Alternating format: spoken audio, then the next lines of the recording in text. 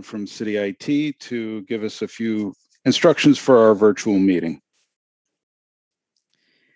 All right, thanks, Cliff.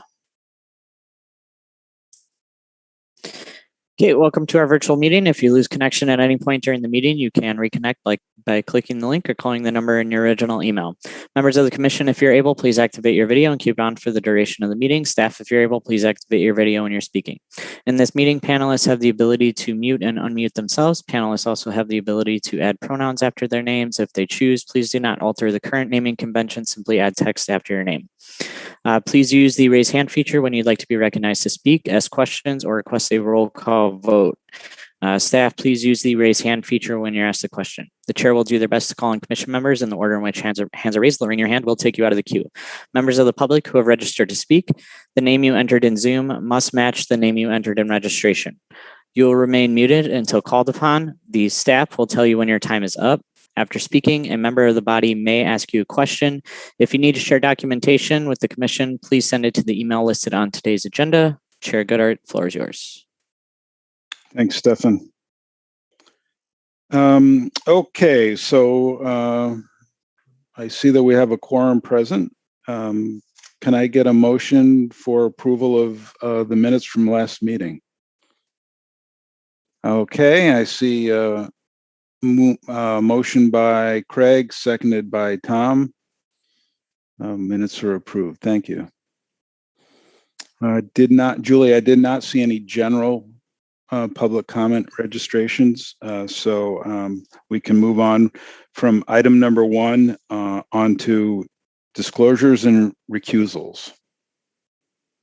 Rafiq? Yeah, I need to recuse myself from item number 6. Okay, thank you. And also, I will be recusing myself on items number 6 and 7.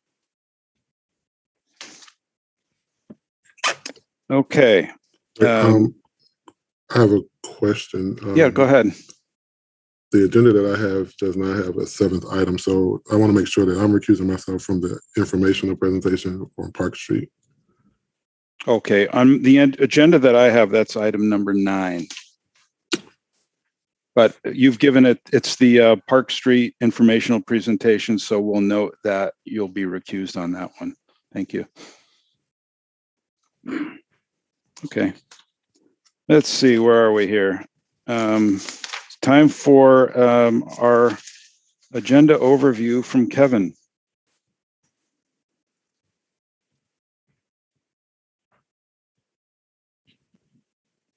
Shall I unmute you, Kevin? Muted. There you go. There you go. Thank you, Chair. I'll do a quick overview of tonight's agenda and note the items that are listed for referral and 1 item listed for consent. As far as the items on your agenda, item number 2 is 2423 University Avenue. This is a facade grant application and is requested to be referred to the July 14th meeting to allow the applicant additional time to work with the facade grant team. Item number 3, 6530 Schrader Road, is a signage request. This is an item that staff recommends for approval on the consent agenda. This item does comply with the sign control ordinance, and staff believes it can be found to meet the standards of UDD2. There are no objections from zoning or planning staff on this request. Again, staff recommend this one for consideration the approval on the consent agenda. Item number 4 is 849 East Washington and 14 South Patterson Street. This is new development in Urban Design District 8. Please note that there is a staff report on this item and there are public comments that have been submitted. Item number 5 is 115 West Doty Street, and this one has been requested to be referred to the September 1st, 2021 meeting. As far as new business, there are 2 items related to improvements with MMSD, Madison Metropolitan School District facilities, at La Follette High School at 702 Flom Road, and then at the previous Hoyt School at 3802 Regent Street. The UDC is an approving body on both of these items, and there are staff reports that are prepared for these items for your consideration. Item 8, 575 Zor Shrine Place. is an advisory recommendation from the Urban Design Commission to the Plan Commission for a residential building complex. There is a staff report in your materials along with the plan submitted by the applicant. And finally, item 9 is 2202 and 2300 South Park Street. This is an informational presentation. Upon submittal, the UDC would be an approving body on this request, but again, tonight, only an informational presentation is before you this evening. So again, items 2 and 5 are on the agenda for referral to the dates noted on the agenda. And item 3 is recommended for potential consideration on a consent agenda. Thank you, Chair. Thank you, Kevin. And to all presenters, I'm sure the staff has alerted you that there is a 3-minute limit to the presentation. If you could do your best to adhere to that, we'd appreciate it. I mean, after all, the more you talk, the less we remember anyway. So let's see if we can get a motion to refer items number 2 and item number 5. Okay, that's moved by Shane, seconded by Tom. Great. With regard to staff's recommendation for approval on item number 3, is there a consent agenda motion? Also motion by Shane and seconded by Tom. Fantastic. Well, that takes care of items number 2 and 3, and bringing us then to item number 4, which is 849 East Washington Avenue and 14 South Patterson. Yes, sir. Cliff, I would actually like to also make a motion. It might be a little bit bold, but I thought they're pretty good presentations or what was shown for consent for item number 6 and 7 as well. It might be an outlier, but I thought I'd throw that out there to see if there's anybody else that agreed. There's a motion to add items number 6 and 7 to the consent agenda. Is there a second on that motion?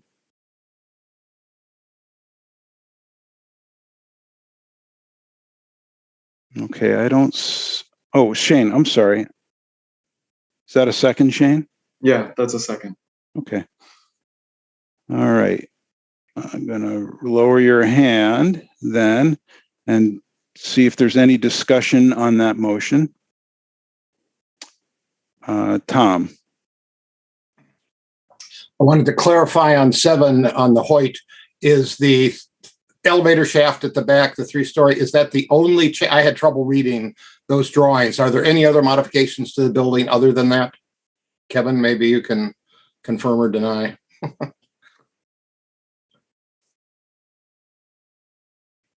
I believe there are other modifications included with that, so I would want to double check with the plans, and perhaps that one would be one to have the development team do a full presentation on. Okay, I was going to go along with consent on 7 if it was just the elevator shaft. If they're doing more to the building, I think in that case, personally, I would like to see 6 and 7. On 6, I really did have an issue because it looked like the brick color changed dramatically between the additions to the existing school. So I just wanted a clarification on that aspect. So I guess I wouldn't want to go along with the motion for consent at this point. Okay.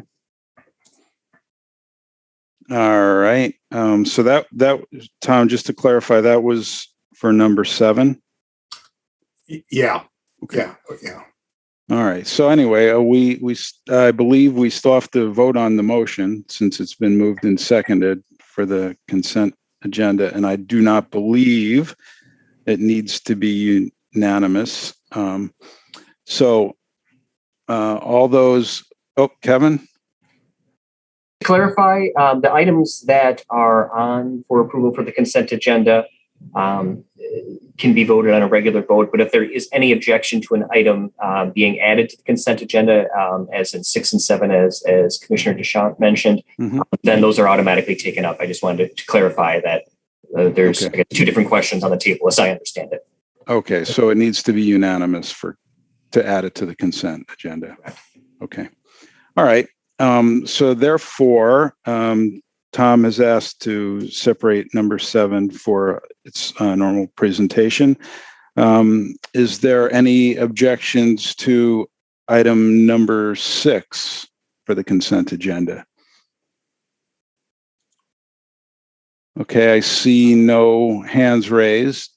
So by unanimous consent, then item number 6 is approved, and we'll look forward to seeing item number 7 following our next project, which is back to item number 4. Thank you, Chair. And members of the development team this evening include, I believe, Candace Nickel, Michael Green, Jeff Davis, Ashton Stair, Katie Udell, and Nate Hellback, along with Matt Brink and Jeff Held are the registered members of the development team. And I am happy to share slides.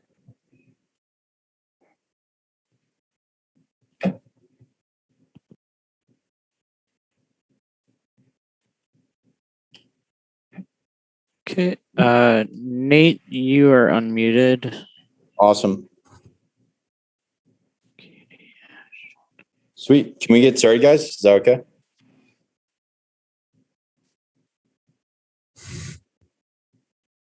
Can everyone We'll start the stopwatch right now. It's all yours. Perfect. Well, thanks for having us back. We're excited to be back. I know we were at the March informational, and now we're back for initial and final approval. And we're going to go through pretty quickly here our presentation and then open it up for discussion. So we can start. Ashton, if you want to flip to the next slide. So you guys know who the Neutral Project is. We're a developer in Madison working on 849 East Washington, a mixed-use project. And a part of our mission is to create carbon neutral developments. And so within that mission, we have something called the Neutral Standard, which is an initiation to put our words into action to build carbon neutral mixed use and multifamily developments. Our goal is to try and eliminate embodied carbon emissions and minimize operational carbon emissions. Ashton, you can flip to the next slide. So there's a couple of macro ways we want to do this. Our standard is rooted in passive house energy standards, building with mass timber, obtaining LEED Gold certification, and then verifying our approach through a third-party life cycle analysis. Ashton, you can flip to the next slide. So we see water conservation as kind of a low-hanging fruit right now that we want to pick in our sustainability standard. And what we plan to do is have low-flow fixtures, native landscaping, green roofs, and a reduction in stormwater and wastewater, which will be discussed later on in this presentation. We have a full slide on kind of our stormwater management plan. Ashton, you can flip to the next slide. So a part of this standard is we believe that the built environment should encourage healthy living and a communal lifestyle. This project aims to do this through 5 different components. The first one being fitness. We plan to have a progressive and robust fitness center with access to personal trainers to allow our residents the ability to reactivate their physical and mental well-being. The second one is through thermal comfort. So this concept aims to promote human productivity and provide a maximum level of thermal comfort among all residents through our improved HVAC system design and other design passive house design criteria. The third one is mind through our building's tranquil and therapeutic green roofs and amenity spaces. Residents will have an outlet to relax their mind. The fourth is nutrition. So we believe that nutrition is the cornerstone of healthy lifestyle. Principals from the Well Building Center will play a key role in ensuring our residents have ease of access to healthy nutritional strategies. And then the last one, which we think is really key, especially in Madison, is transportation. And the shift towards sustainable transportation options will be supported through ample EV charging stations, bike storage, and close proximity to rapid transit options. Furthermore, a push for reduction in single occupancy trips by residents will be encouraged through an electric vehicle car share, an electric bike share, and a reduction in on-site parking. Ashton, you can flip to the next slide. So this is kind of more the holistic slide about just the neutral standard as a whole. So there's three kind of key parts. Right now we're in the design phase. So our design process for Baker's Place was influenced by pursuing a LEED Gold certification and also taking in considerations components of Passive House and the WELL building standard. The second one is building. And, one of my favorite comments from our architect, Michael Green, who is here tonight, is he says our buildings are grown by the sun. And I love that. The reason we chose mass timber as our design system is because it has a unique ability to sequester carbon and is one of the only materials that align with our mission to reduce our carbon emissions to neutral. The last one is we're going to verify this approach through our life cycle analysis, which will tell us exactly how much embodied carbon emissions are going into our ecosystem once we are done with the development. So that's a post factum verification. The last thing on neutral standard, and then we'll flip to the next slide, is the other day I was washing my hands and I saw above the sink, it said, wipe the sink to leave it better than the next person for the next person. And when I saw this sign, it reminded me of our mission to leave the world better than we found it. And we believe that through the neutral standard, we can do this. Ashton, you can flip to the next slide. Awesome. So we're going to talk a little bit about site and context, and then we'll give it over to our architects from Michael Green. Ashton, you can flip to the next slide. So the project is located at 849 East Washington within the Market neighborhood and the Capital Gateway Corridor Urban Design District A, as you can see here on this map. Ashton, you can flip to the next slide.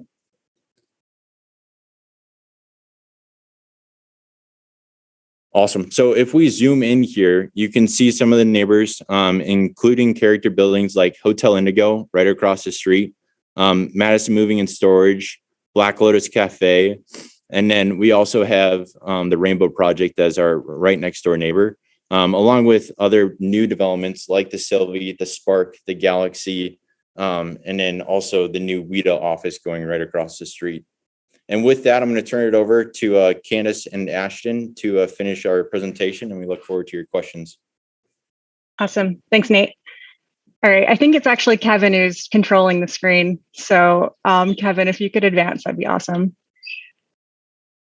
Yeah, so here we're looking at site considerations. So you can see the site is bordered by East Washington, Patterson Street, and Main Street. And we are also looking at solar orientation of the site and getting great exposure to the south with views of the Wisconsin State Capitol, Lake Mendota, and Lake Monona as well.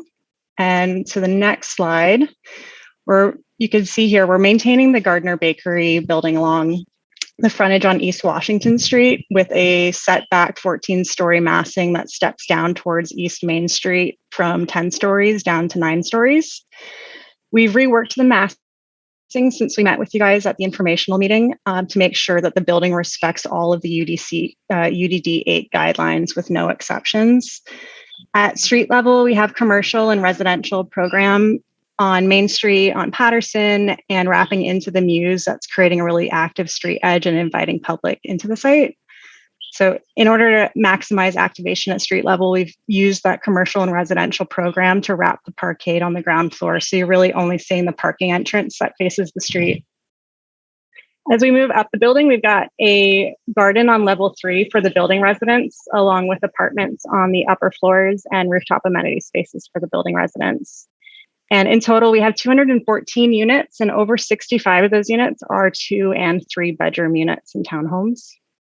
On the next slide, we're looking at an elevation on Patterson Street. So you can see we've broken down the building into 3 distinct volumes through articulation and height. At the street level on the middle and the left massing, we have townhomes with entries onto the street. And on the right, we have commercial space that continues into the Muse and activates and invites the public into the site with that corner commercial space across from the Muse and the existing building. On the next slide, we have a view from East Washington Street showing the stepped massing and the relationship and gesture of those first 3 floors and their relationship to the existing building. Pulling that horizontal connection across the site, but increasing density in a thoughtful way.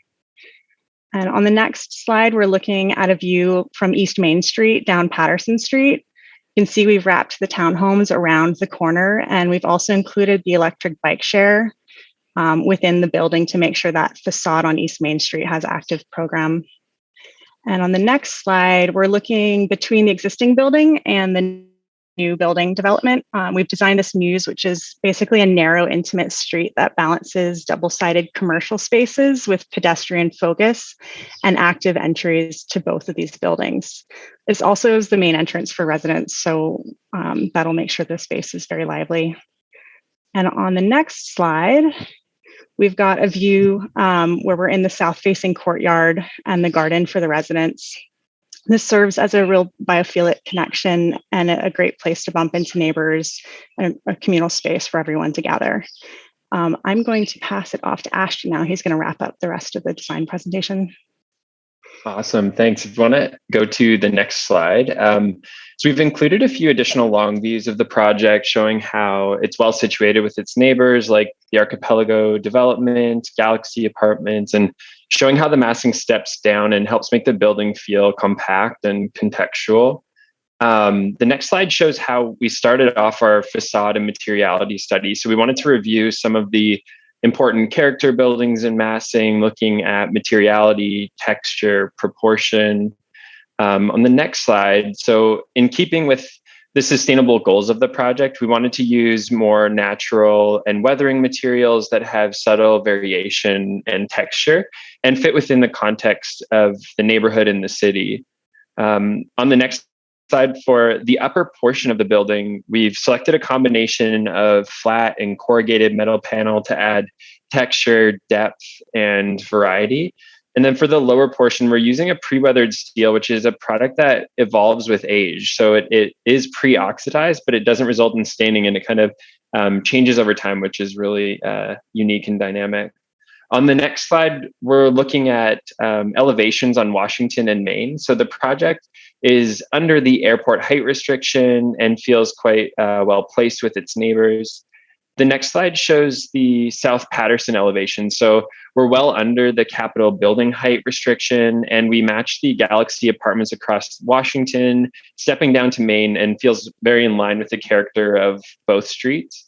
The next slide shows our plan to achieve bonus stories. So we had submitted our packet with a LEED Gold equivalency approach, but we've decided to pursue LEED Gold certification in lieu of an equivalency method. So we still plan to pursue Passive House, but we're committing to LEED Gold for the purpose of meeting this bonus story requirement. And we're also only seeking 1/3 of what could be developed for bonus stories on the site. So still trying to remain contextual to our surroundings. On the next slide, we're showing how we plan to engage the Madison Public Art Project through an RFP process, working with a local artist, and our desires for the art to celebrate the heritage of the neighborhood and the site, and to create a really dynamic experience on Main Street.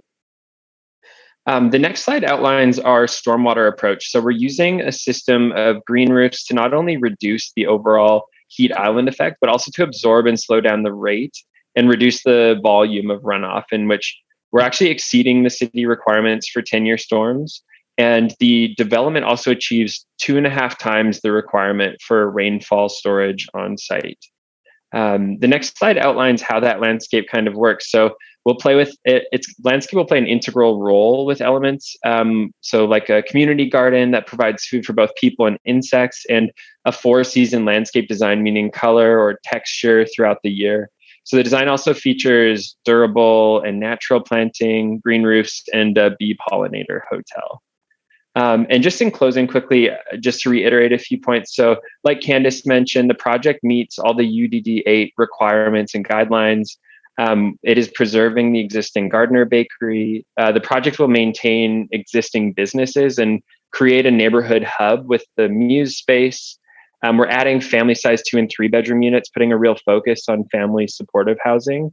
And the building will be LEED Gold certified and constructed out of mass timber with sustainable initiatives, ensuring a really reduced carbon impact and investment in community, in green spaces, and in healthy homes. And that's all we have. Thank you. Thank you. I see a number of additional speakers registered. Is there anybody else from the team wishing to address the commission before I turn it over to the commission? Cliff, that was just for purposes of answers and questions during our Q&A period. Okay. I have a couple Great. other architects, and then Jeff Held from Strand, who did our TDM, is also here to answer any parking questions. Great, thank you. Okay, thank you for the presentation.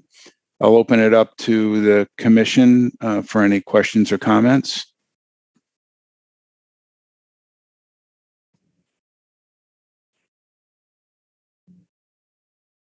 Craig.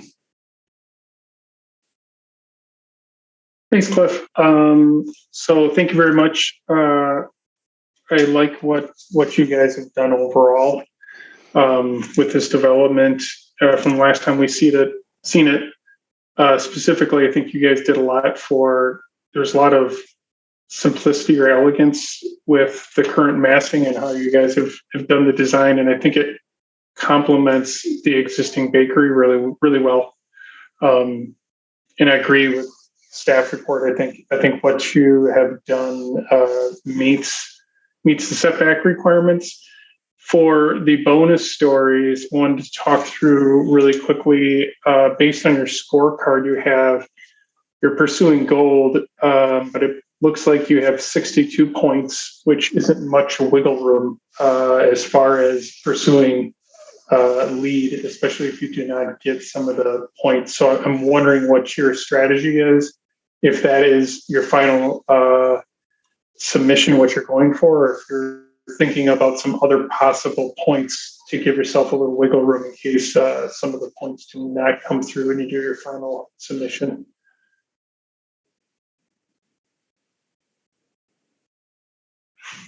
Yeah, Craig, thanks for the question. In regards to lead gold, that scorecard, we're wanting to be conservative.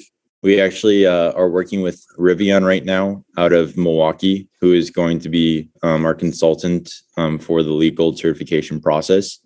And they went through it again, actually, and their optimistic approach was platinum because of all the different sustainability initiatives that we're doing.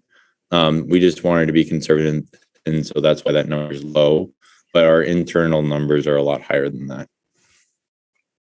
Okay, thank you very much. So that's probably the minimum you're going after, and then you'll add more as you go through it, or other items come up. And I'm kind of wondering, back to Kevin, when we're talking about this, then could this scorecard be then changed upon final submission as long as they meet the gold standards, how they get there at the end?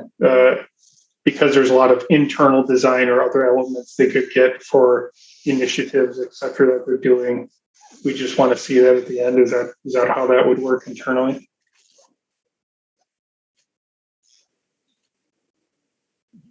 Sorry, I'm having a camera issue at the moment. You could potentially add a condition noting that to the effect that was the desire of the body.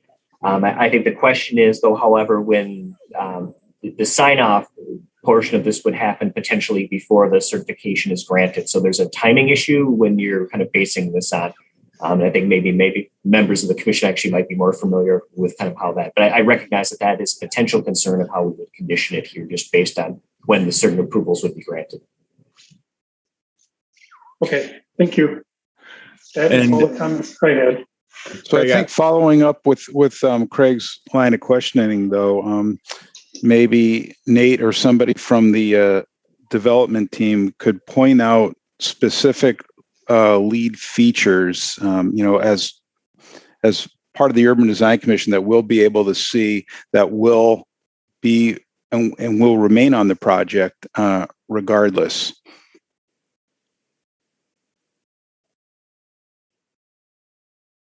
Cliff, would you like us to go through our scorecard? Because we do have our optimistic approach that I pulled up here.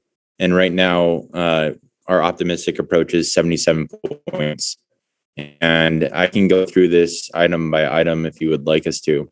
Well, it doesn't necessarily need to be item by item, but, for example, we can't really, examine the thermal performance of building materials, but you could point out which materials might have a high recycle value. You could point out, the green roofs or renewable energy or links to public transportation. So those things that would maybe pertain to the Urban Design Commission and the building appearance.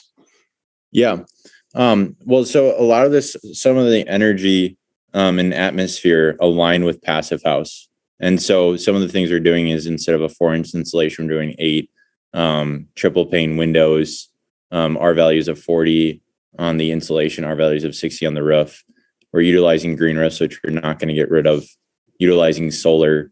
And then as far as indoor environmental quality, I think in that section we had at least, I'm counting up our points here, 5, 6, 7, 8, 9, 10, 11, 12. We had 12 points just in that section alone.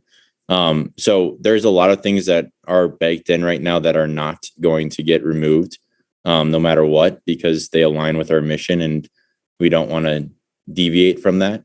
So, I don't see us getting below gold, and I would really like us to try to hit platinum.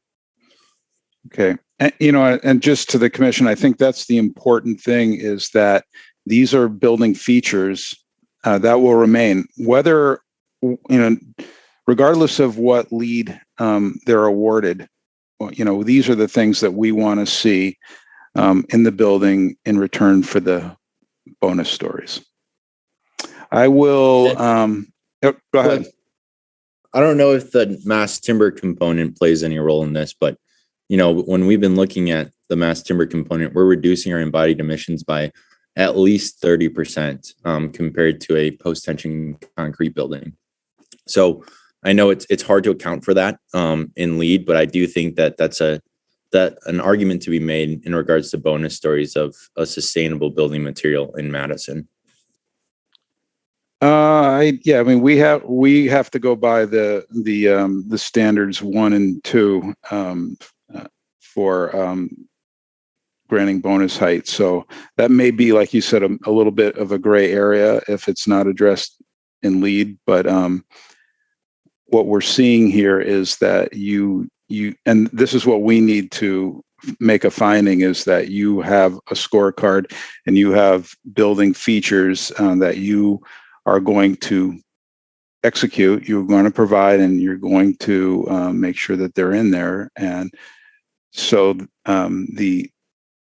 so that the commission has a comfort level that the equivalency is being achieved. Okay, I've talked enough. I'll turn it over to Shane. Thanks for being patient, Shane, and then Rafiq. No problem. Thanks everyone for the presentation. You've given us a lot to be happy about. I think first and foremost, just the way you've simplified the massing and conform to all the setbacks and all that compared to your previous presentation, that makes it easy. Just a couple of questions, but overwhelmingly positive comments here. So I just want to go through some of the things I like. I like the simplicity and the rhythm of the building massing. I think paired with your material palette, it's really nice. I think you have kind of a bold use of the weathering steel, which I love. And I'm glad that you're speccing that as pre-weathered. I like how along Patterson you've created this porch-like condition, this projecting plinth with the people spaces along that. I think that's really nice. You're thinking about bike parking in the right places. I like how your green roofs are mostly semi-intensive or intensive. So they're not just 4-inch sedum green roofs. They have some substantial depth to them and diversity in the plantings, which is really nice. I think the things I just want to confirm again with the bonus stories and the height. So it looks like 1007 is the top of your mechanicals, so the datum at the top of the mechanicals. And I just wanted to confirm that. So just the overall height with mechanicals relative to the capital preservation height limit. So that's just one question for follow-up. And then just one small note on plantings. Overwhelmingly, like a really nice planting palette. One that kind of stuck out to me was the use of a privet, a European privet, which I'm not sure about that cultivar, but the straight species can be invasive and is prohibited on a lot of like East Coast stuff. So I don't know why you wouldn't maybe just swap that one out. That would be my recommendation, to go with a replacement plant. And then I do just want to verify that the handful of ash trees that are being removed on Patterson Street are being replaced with street trees. And that's all. So 3 things maybe there to comment on: the overall height with mechanicals, just the swap of the privet species, and then the ash tree replacement on Patterson. Okay. Before we turn over to Rafiq, and invite the design team to go ahead and address those 3 questions.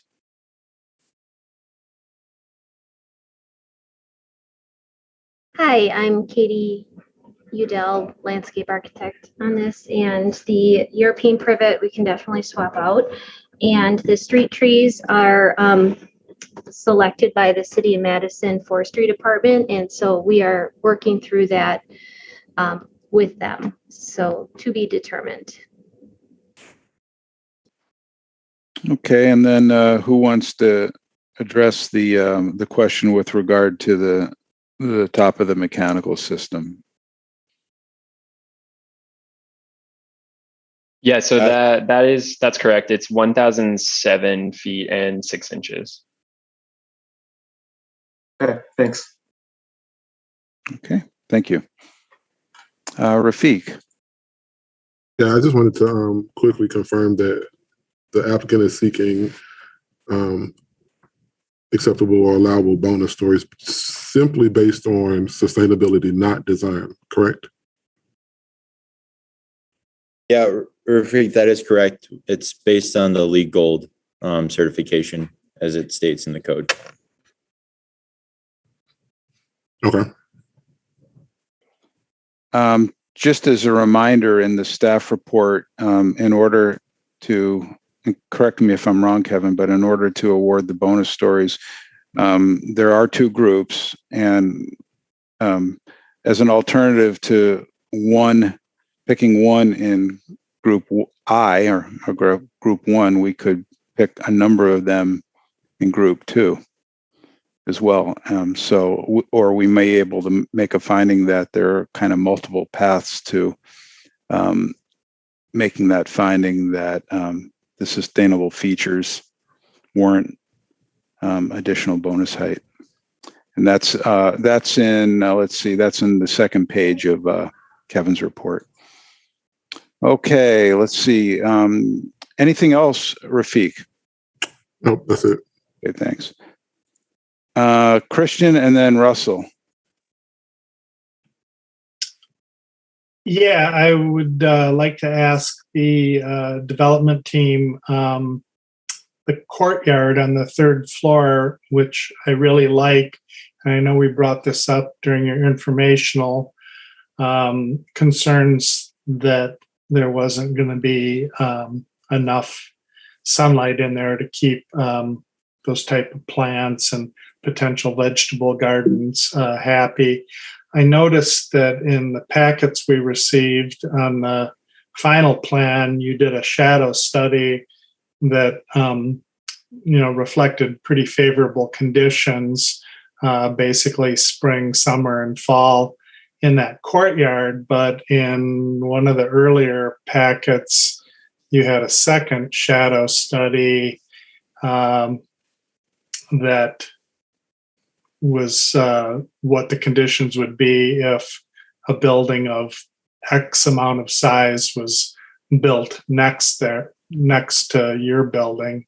and the sunlight situation in that courtyard was quite a bit different if a building was to go up to the south side there.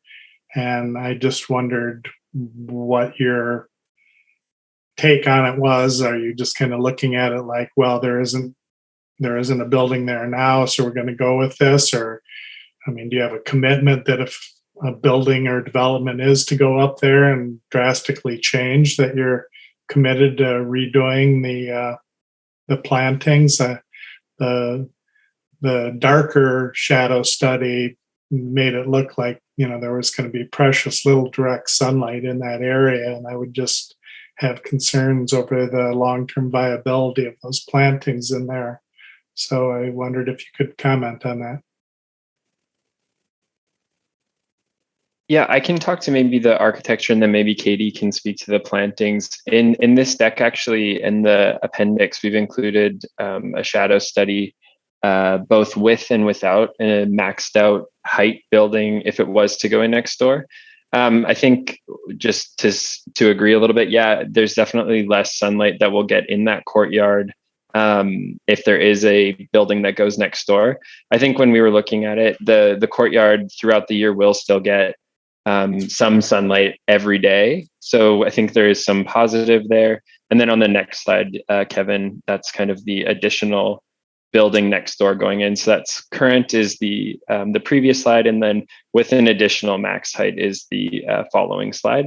So there is less sunlight, but definitely still sunlight throughout the day and throughout the year. And maybe Katie, if you wanted to speak a little bit more to plantings. Yes, we selected durable, adaptable plants. And I think the key maybe section to look at here is the middle row, which is at noon. And the courtyard does get quite a bit of sunlight there, even with that developed to the southwest. But we also do have to work with the conditions of when it's installed. So, Thank you. Christian, does that address your question? Yeah, I mean, you can see from this site that's up here now. So on the summer solstice, yeah, at noon, there's that courtyard area is almost complete sun. But if you look above and below it at 9 o'clock in the morning and 3 in the afternoon, it's in complete shadow. So I think we could surmise that, the full sunlight portion during the summer solstice is going to be limited. I mean, it's certainly nothing to, make radical changes. I just hope that, the team is, committed to making the changes that may need to happen if and when a new building goes up there that changes that. There's nothing worse than seeing landscaping that just, hangs on but struggles and does not look at its, best because of light conditions.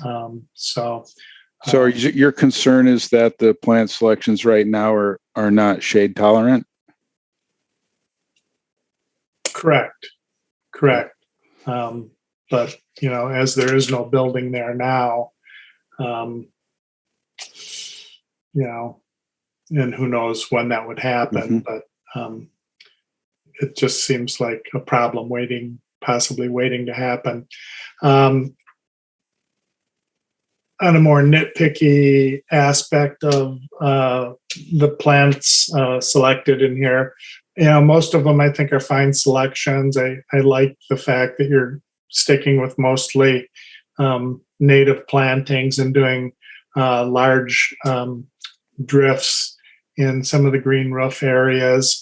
And, part of the charm of doing plantings like that is, you have them in these big, species specific drifts and everything, but they're going to move around and some are going to do better than others and they look different over a period of time, and that's all fine. But two plants that are quite numerous, and these plantings kind of jumped out at me. And one is the wild petunia, which is Ruellia humilis on the plan, and the Coreopsis lanceolata, which is both on the roof and I think down on the street level plantings.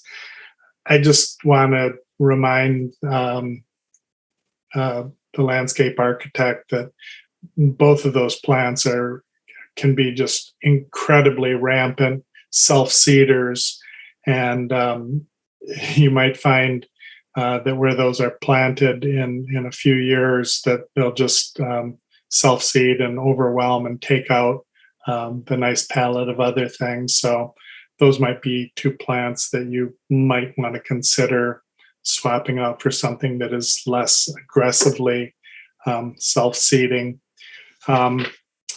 Another question, I was just curious about the pre-weathered steel. So I like that look too. Am I to understand that behaves then like Corten steel, that it develops a hard finish and does not stain in any way concrete surfaces or walkways?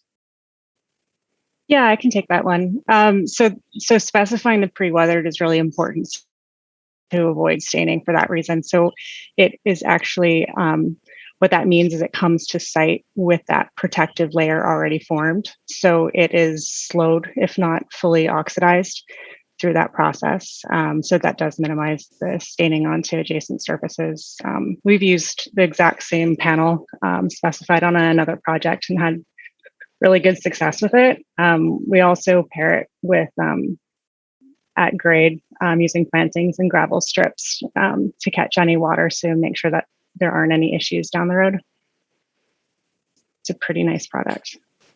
And you don't have to wait 3 years to get the fully finished look. It's already on day one.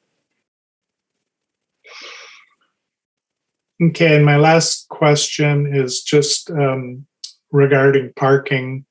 I know part of the whole concept of this is to have a less automobile-oriented aspect to it.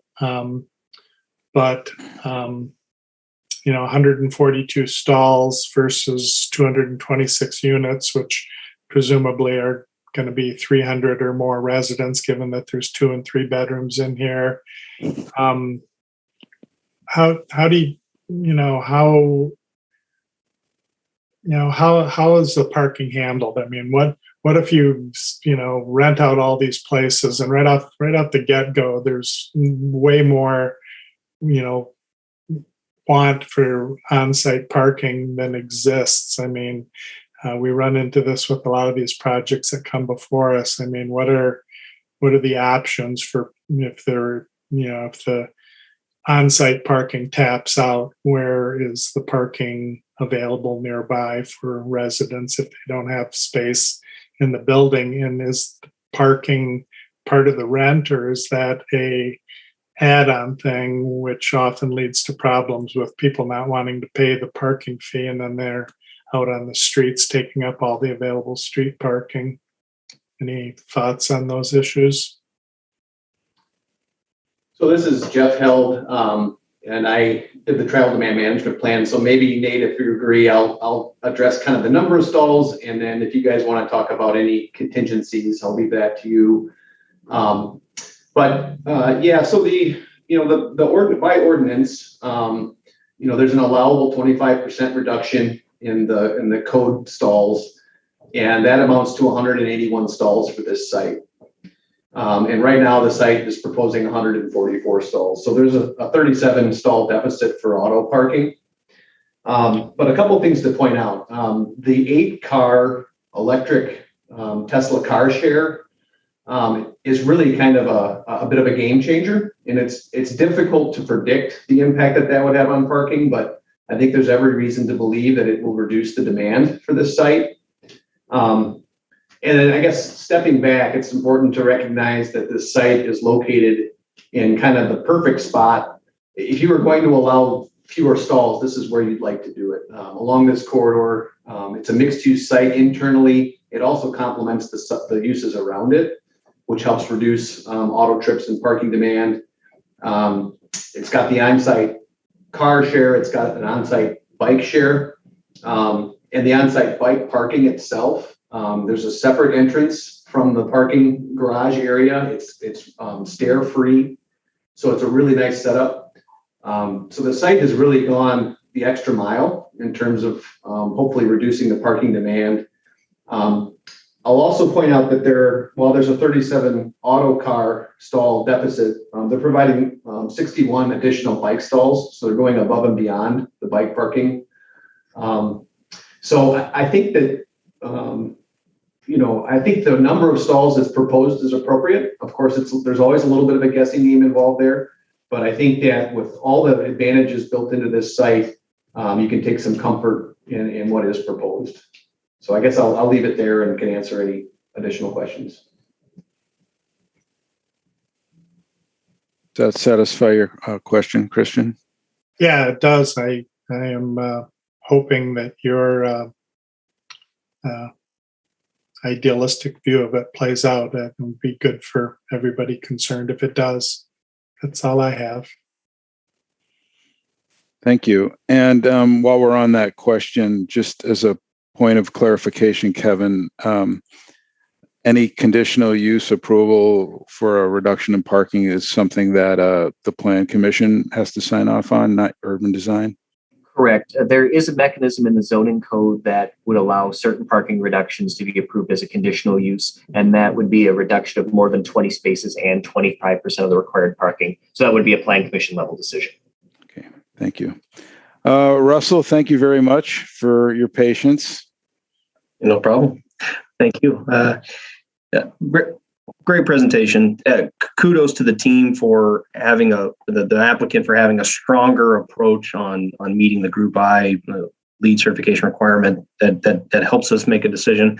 But since most of what we're looking at today is leaning on that, I think you can see we're all trying to throw darts at that a little bit, just understand it.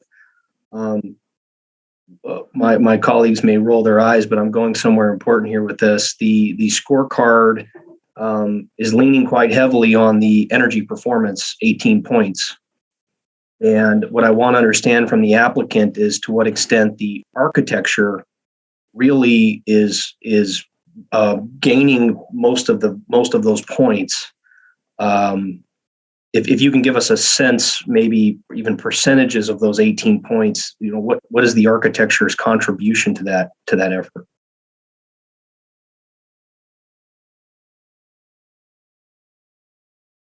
Candace, do you want to answer this, or Ashton? Yeah, I think the performance with the passive house is very much a combination of the really efficient mechanical system along with basically a big winter coat. So in combination with the amount of insulation that we're providing on the roof and the walls with a really efficient mechanical system that we're doing for passive house is making up the majority of those points. Okay. So basically what Nate had said, in areas where you're required to have 4 inches of insulation, we are having 8 and 12 inches. In some places, right, even more than that, to get up to 60 R values on our roofs for that passive house requirement. So it's a combination of the mechanical system and the architectural wall assembly and roof assemblies. Okay. We're also using with that our passive house model takes into account reducing some of the heat load with the green roofs. So that also ties into it. So that is, architectural and landscape contributing as well. Thank you. That 8-inch number before, I wanted to ask about specifically, are we talking external wall rigid insulation? We're specifying a mineral wool. It is all external to the membrane. Part of the reason I ask, I was surprised at the elevations and renderings, and my colleagues could say the right terminology here, but that the windows are quite flush with the wall. I guess I would normally see more of an inset to accommodate that detail. Could you speak to whether this is really the rendering as far as where the windows are located with relationship to the external wall is accurate here or not? Ashton, do you want me to speak to this one? I'll just go ahead and speak to it. I can add too. The renderings are accurate. The windows are set back, and part of the design is that with a more responsive envelope and thicker envelope, one of the things we've tried to do is have a return panel that is angled, so it actually appears like the windows aren't as deep as they are in some of the designs. You can see some of the return panels that make those feel a little less deep. But the renderings are accurate of the depth of the facade. Okay, thank you. A couple more questions. We do want to talk about design, I think, and one thing I was surprised by, and my colleagues hadn't brought it up, but I really enjoyed your great sampling of kind of these Madison character context study, that page. I didn't see much terracotta on that page. I'm curious to hear from the applicant why terracotta was chosen. If you could just help me. I'm not saying it's an issue. I like it, but I'm just trying to understand the design intent. Russell, terracotta actually is not going to be the material anymore. We're going to shy away from that and go with a brick or metal panel. We kind of looked at the studies again and decided that's probably a better use, and it's actually more cost effective as well. Pricing out terracotta was pretty expensive, so we're actually going to go with a white metal panel or a white brick. And to add to that too, I think part of that decision was aided by the fact that having a heavier facade with such a thick insulation also just becomes a little bit more complicated. So looking at what other light materials we can use or lighter than terracotta. Okay, I apologize if I missed that in the presentation. Okay. Is that shown? Is it just while you're on that point? Is that accurately shown then on the information in the submittal? Yes. Yeah, okay. It's been updated. Okay. Kevin, could you go to the material slide? Because that's where we showed a lot of this stuff. And I was referencing the plans file. Okay. And I think in both the plans and in this updated presentation, those details should be updated. There was a time where a previous package where we had included terracotta, but we've changed that. I'm looking at the dated 06/30/21 sheet 31, referencing terracotta, just so everyone's aware. I personally don't take issue with the proposed brick or metal panel. Part of what I guess I'm kind of thinking through a little bit is that detail, given such an aggressive insulation that many of us don't see very often. I'd be curious how many of us have designed an 8-inch mineral wool insulation. Anyway, so I may have a follow-up question if I still have time, but thank you for that clarification. Those were my questions. Well, since no one else has their hand raised, and if you have the follow-up question in mind, by all means.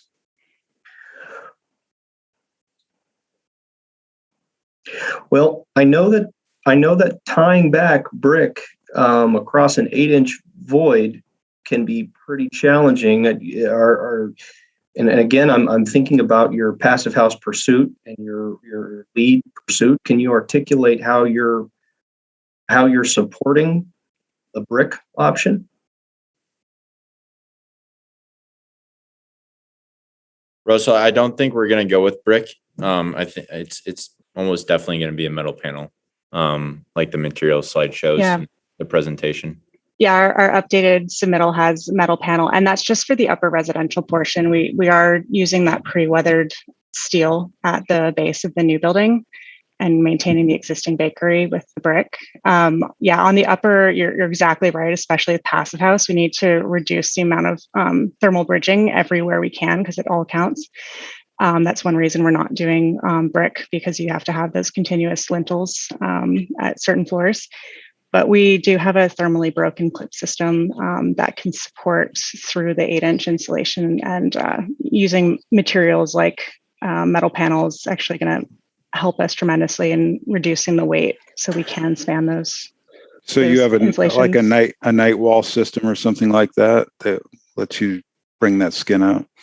We typically, there's a couple of different ways to do it. We like to use a fiberglass clip because it and that's fine. I don't need the, but you do have a product that will be thermally broken, that will span through the insulation layer. Correct. Yeah. Okay. All right. Thank you. I'm satisfied. Appreciate the follow-up. Thank you. Okay. I guess one other thing with regard to the staff report, Kevin, there was another item with it in addition to the bonus stories that referred to the mechanical enclosures.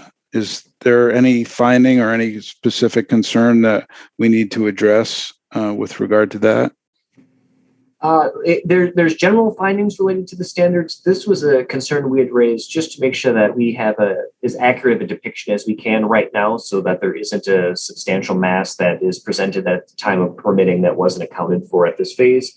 So staff put that in the staff report as a way to check in with the development team at this point to make sure that we have a reasonable accounting of the mechanical spaces that would be on top of the building at this phase. And so you would agree with my interpretation that the mid-block tower, if you will, although it may appear as a third story, it's actually just a mechanical screen wall and a non-habitable space that does not contribute to the number of stories, right? Yes, there is not there. There are different provisions for habitable space. Yeah. Thank you. As it relates to UDD 8, so I believe that's correct. Okay. Thank you. All right. Any other questions, suggestions, motions? Again, we're looking at the bonus stories in particular. I think that some of the other UDD number 8 requirements and suggestions have been met. And like I said before, there may be a path to approval with a number of items in Group 2, which could be LEED Silver, which sounds like it's an easy achievement, plus the Muse as a pocket park, for example. So it may be in our final motion and finding, we can give some comfort to others that the proposal is not just squeaking through.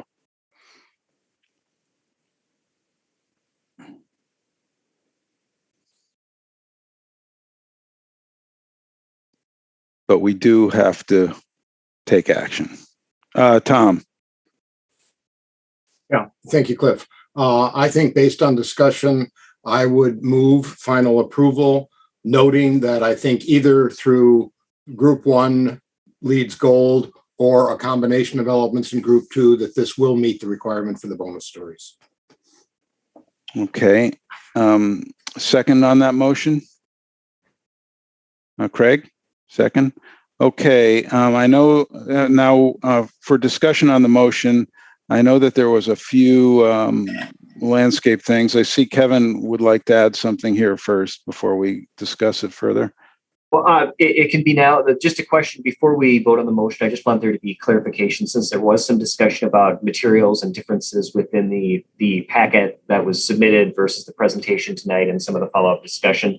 I would just want to make sure that we've got a common understanding of what the exterior materials were as approved tonight, if that's the direction it goes. Okay, and my understanding is that it's the materials shown on the elevations, and if there's a discrepancy in the plan views, that we are going with what's shown on the material sample sheet and the exterior elevations. If the development team has any clarification or question, let me know. That's correct. Yeah. Sorry. What you said is correct. The Okay. sample page and the elevations. Okay. So, Cliff, just to clarify, it's metal cladding with a corrugated metal cladding for that top portion and then a pre-weathered steel for the bottom. Right. No heavy masonry, terracotta, or anything like that.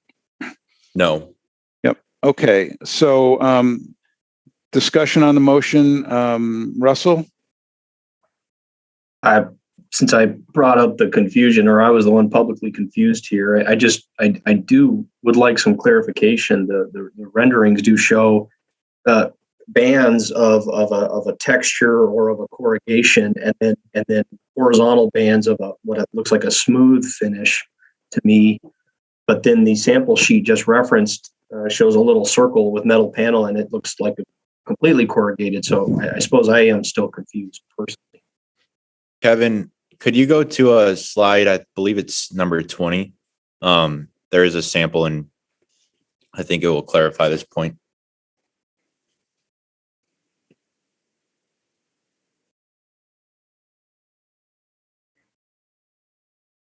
So Russell, let's see. So in the middle here, you have the corrugated metal cladding. So that's the ruffle you see. And then the metal cladding to the left there is just the flush flat portion. And then the pre-weathered steel to the right is the bottom. Okay, and those will be applied in a similar nature as we see on the elevation rendering, such as, that was a pretty good one, Kevin, but that's a great one there. Yep. So those middle are corrugated, and then the flush is metal. Okay. Thank you. And just while we're on that, the flush panel is a composite panel. Ashton, could you answer that? I actually do not know.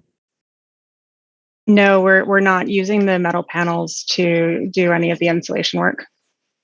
Right, but I mean, instead of sheet metal, is it like say an Alucobond type of a material, or is it? The concern might be oil canning on a thin flush piece of metal panel. Yeah, no, we definitely want to avoid that. That's the architect's nightmare. No, we'll be using like break form prefabbed sheets. They won't be doing any work on site, and it will be at a gauge that's not going to be oil canning.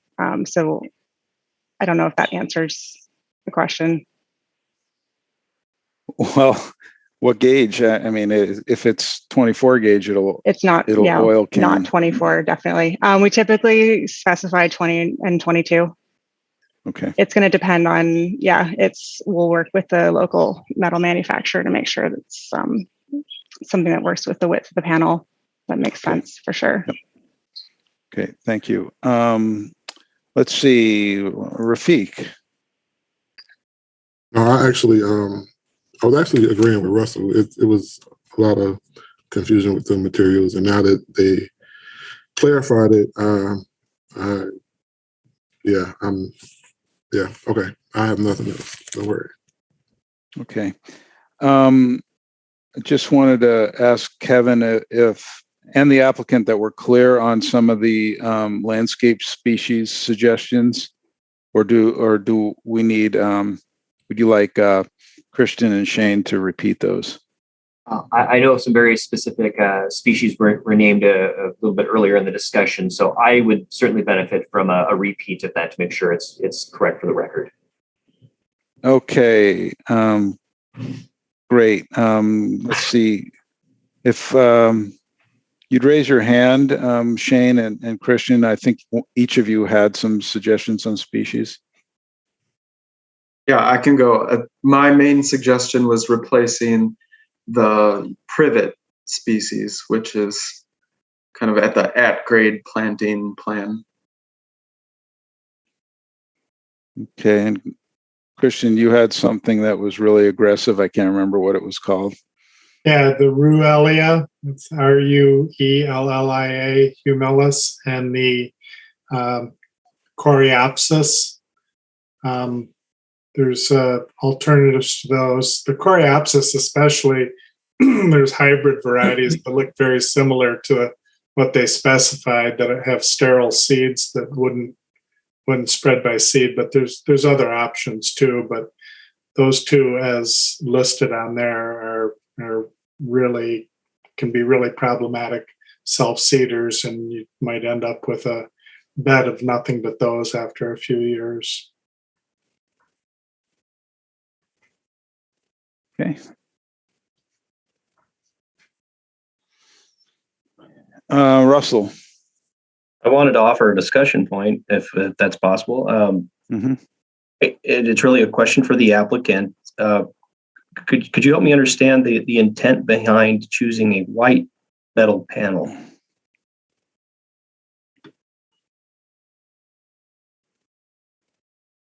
Ashton, do you want to answer this question? I can follow up after you give the architectural answer.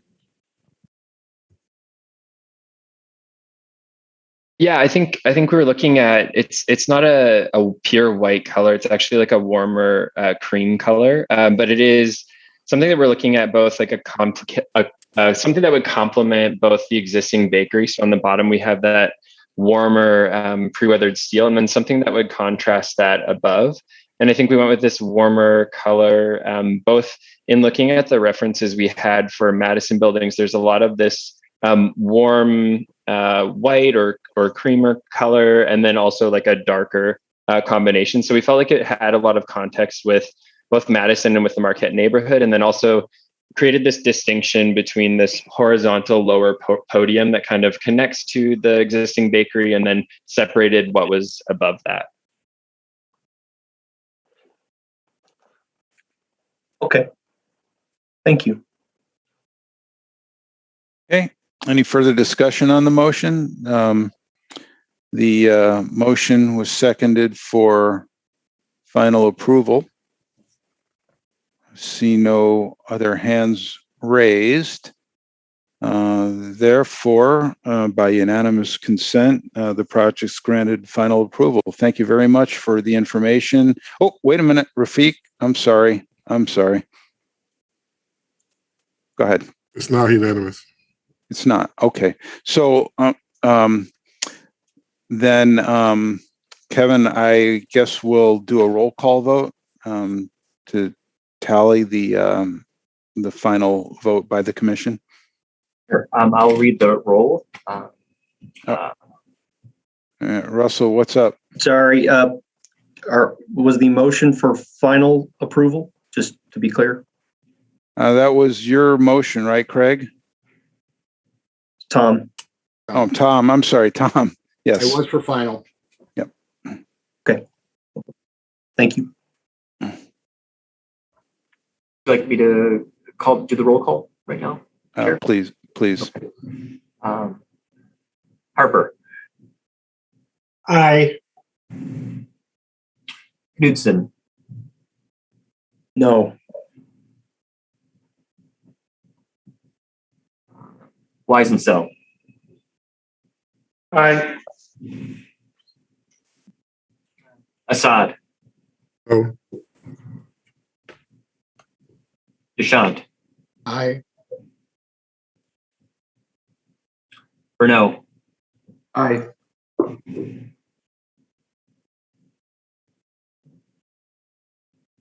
I think that's everyone. I see 3-3.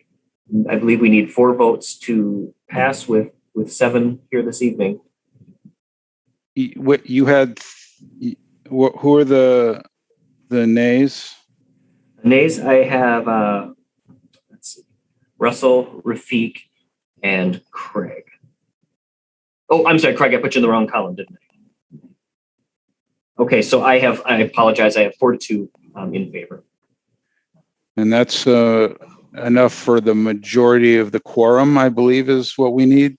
Yes, I believe we need 4 votes to pass an item with 7 members present tonight. Okay, very good. So with the 4 votes to approve, then you do have final approval. Thank you very much for the project, and we look forward to seeing it go vertical. Okay, so let's see. Let's see here. We referred item number 5. We granted approval of item number 6 through the consent agenda. So that brings us to item number 7, 3802 Regent Street. I will be recusing myself. Craig, I'm muting you there, and I trust that you'll be able to take it from here. Thank you, Cliff. Kevin, so do you want to go through who would be the presenters for tonight? Yes, one moment. Get the presenter list here.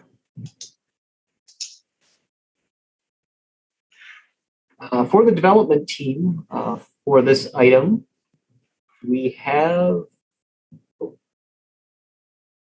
Kirk Lewis and Samantha Beryl Folger. All right, thank you. All right, development team, if you're unmuted, go ahead and we'll pull up your presentation. You can start when you're ready. Thank you very much. Great, sounds good. This is Kirk Lewis. As we get the presentation up and running, I can tell you folks a little bit about the project. So this is currently a community center, Hoyt Community Center. It's located at 3902 Regent Street in Madison, of course. Currently function as a community center, but we are going to repurpose it back to its original purpose of being a school. So it'll be a school for about 200 or so students. Very small addition to the west and a little bit to the south that we'll get into in a second. But looking at the site and the landscaping, we have very minimal work, just enough to facilitate some of the improvements that we're making to the building. As we go through the next sheet, we have more civil plans here. You'll see that the building addition is called out on the west. So as I believe it was Tom who mentioned, we have an elevator and circulation addition, and we also have a small addition on the bottom level that we're going to talk about in a second. So again, all of the civil improvements are basically to facilitate improvements done to the building, which are very minimal. Next sheet, please. Here's the location of it. We can go on to the next sheet. All right, so here's some of the existing photographs of the site. As you'll notice, this was a building built originally in the 50s that was added on to in the 60s and subsequently updated throughout the years. Basically a stone base for the first 10 or so feet. It transitions into sort of like a precast sill and then wood siding at the top. 3-story building with grade that slopes from 1 story down to 3 around the building. So next sheet, please. So we are looking at the top right corner. We're looking at the main addition, the north addition, which is the elevator addition that has a circulation space and a non-gender toilet. Our goal is to match the existing materials. So the same wood siding, the same stone base, the same precast sill will be used. If you look at the B2 elevation, the west elevation, you'll notice that the area below at the bottommost level has an area infilled. It's currently a sort of like a fenced area where maintenance materials are kept to service the ground, that we're going to infill and basically build new materials to enclose that space. And I believe the area that we're talking about is only about 1,000 square feet. So this enclosed area and the elevator addition is very minimal in terms of what we're adding on to the building. The other things that we're doing to the building is we are updating all the windows to be modern, thermally efficient windows. We're taking out all the single pane, but we are replacing those in place, and we're planning to match the original aesthetic of the building. So next sheet, please. just more of more elevations. None of these elevations don't show any of the additions, just some of the window replacements that we're doing. So next sheet. All right, so here's some renderings. The top right corner, of course, is the same rendering we looked at 2 sheets ago, where we have the elevator addition with the wood siding, stone base, elevation B2, again, in that lower level on the left. It's the area that we're infilling with the same materials that the rest of the building has. So it's a very minimal addition, and we're planning on matching the same materials the building already has. And I believe that's about it. Maybe there's couple more elevations that don't really touch on the additions that we're doing. This is more of the windows that we're replacing. Yep. So here's a rendering of that north elevation showing that building addition. So very minimal. Sure. Thank you very much for your presentation. Evan, I do not believe there was any staff comment, public comment, if I remember correctly from previous discussions. Correct. I'll double check with Julie, but I don't believe we have any other speakers registered for this item. Julie, is that still correct? That's correct. Yes. Thank you, Julie. All right. Commission members. Russell, go ahead. I beat you to it, Tom. So I wanted to ask a little bit about the new glass. I didn't see a sample, but you know, the renderings make it look like it's got a nice green tint to it, and I'm just curious if that's just a rendering result, or if you just tell us a little bit more about it. Oh, sorry. The rendering is a little deceptive. It'll be clear glass, which is what the original building has. So there'll be no tint to it. Okay. And just because it's something I'm passionate about, but won't necessarily affect aesthetic, I hope you're improving the solar gain components of that glass. I think that would be an added benefit to the existing building there. So just more of a recommendation. Absolutely. Thank you. Nice presentation. Thank you. Yep. Thank you, Russ. Tom. Yeah, thank you. Just also my issue is with okay, can you hear me now? My issue was also with the replacement glass, just confirming, you indicate that it's a dark bronze aluminum window framing system.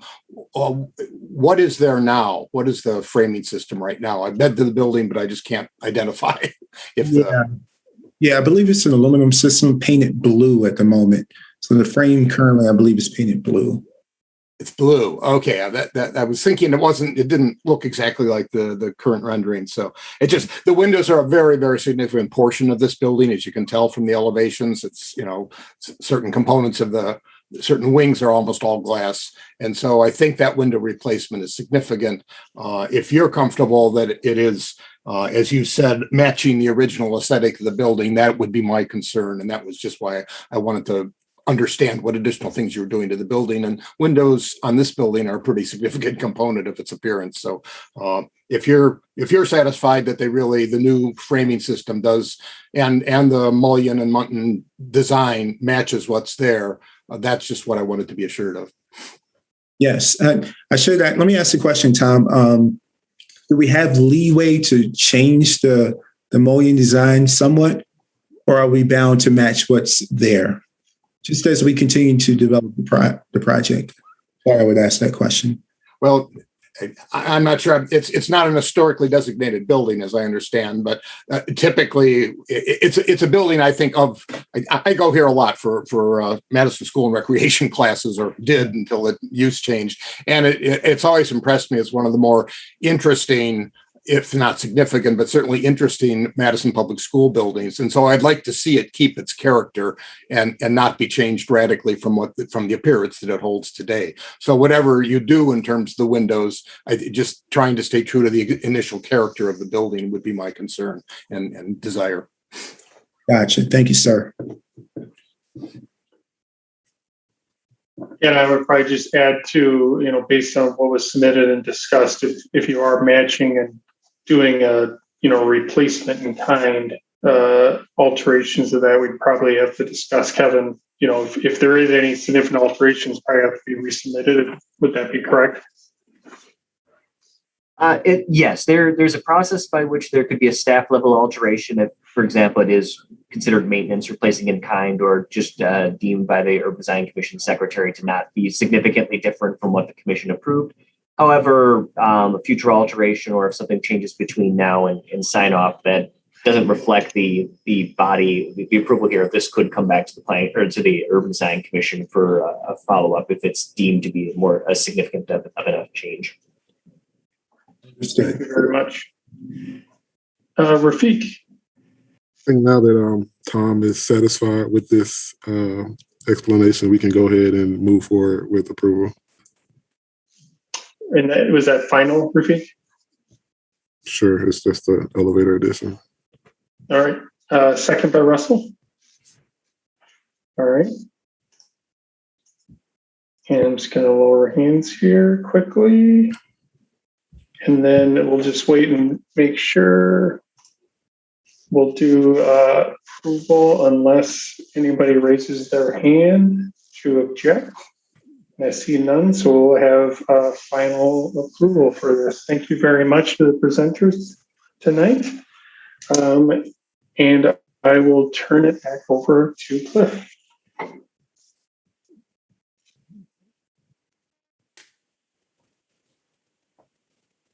Thank you very much, Craig. Okay, next on the agenda is number 8, 575 Zorshrine Place. We've not seen this one before. However, they are asking for final approval tonight. From the development team today, we've got Mark Laverty, David Stahl, and Natina James registered to speak. Oh, and on the second page, Matt Schreiner, Kim Vandenhoven, and Spencer Christensen. Excuse me. And I believe all of the speakers are from the development team. There are no general or comments or citizens wishing to speak on this. That's how I read it. That's correct. Okay. Anytime you're ready. Great, thank you. This is Mark Laverty speaking. Thank you again, commissioners, everyone, for having us tonight. As Kevin mentioned, speaking that we're going to have David Stahl, Natina James with Cunningham, and also Michael Jones from Cunningham should be on that list as well. He's our landscape architect. And then available for questions is Kim Vandenhoven with Saturday, and then Matt and Spencer from Bierbicker. Thank you again for reviewing our application. We are seeking initial and final approval to continue our entitlement process. We're going to Planning Commission and Common Council in July, which we realize is a relatively short timeline. We've been working with city staff for over a year. Based on prior feedback, it was not expected we'd be coming to UDC.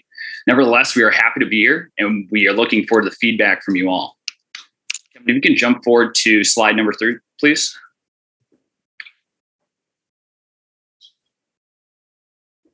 Just a quick overview of the site. We can go one more. Thank you.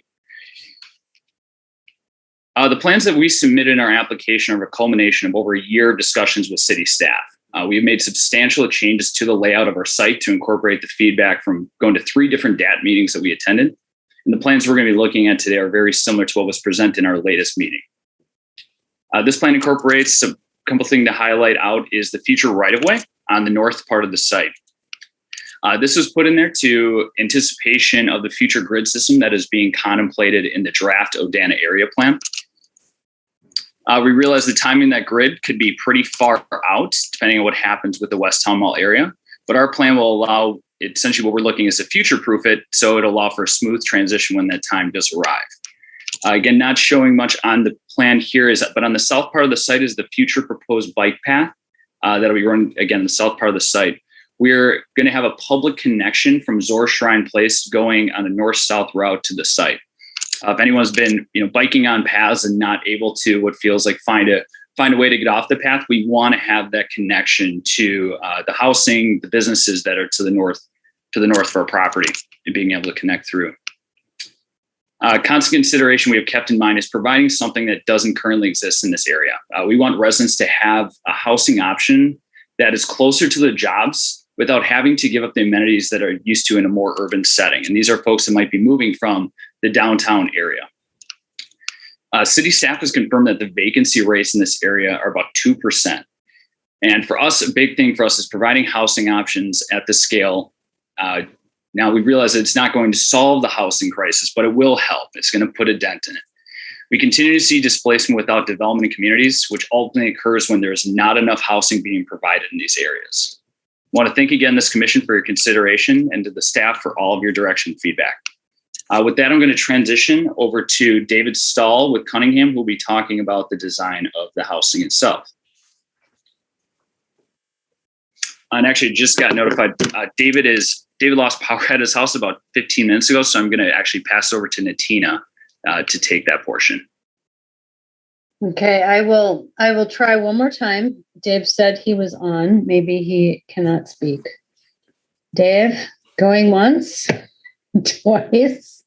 Is that Dave Stahl? Stahl, yes. correct. Yeah. Yes. Okay. Dave, you should have a prompt. There you go. Can you hear me now? Yes. Okay. Well, nothing like a little excitement right before you're about to speak. Thanks so much. The next speaker will walk us through the layout and specifics, but I wanted to start with what everybody always asks first: what will it look like? As this is a location with high visibility, its appearance was very important. We wanted an elegant, sophisticated, and timeless design, while also looking fresh and new. The development consists of 2 buildings with similar detailing and design elements, but with subtle color variations for interest. The layout of the buildings is oriented to have wings facing outward. This breaks down the scale and mass of the buildings as perceived from the pedestrian or vehicle standpoint.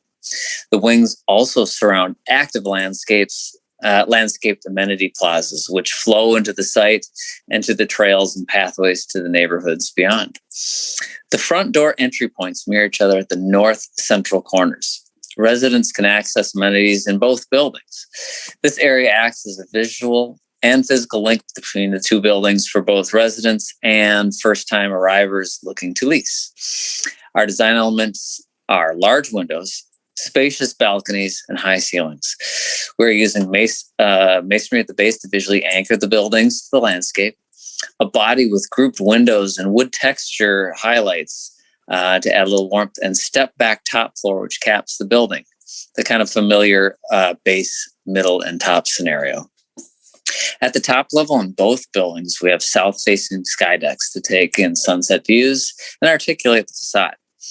The exterior materials are meant to be familiar and homey, while also being long-lasting with minimal maintenance. Lap siding, board and batten siding, wood grain accents for warmth and texture, and a masonry base and detailed elements at the entry points. We're just into our first steps of the design process. We have a rough start, but we're looking forward to your questions, thoughts, and input. And with that, I'll pass it on to Natina James to walk through the internal layout and configuration.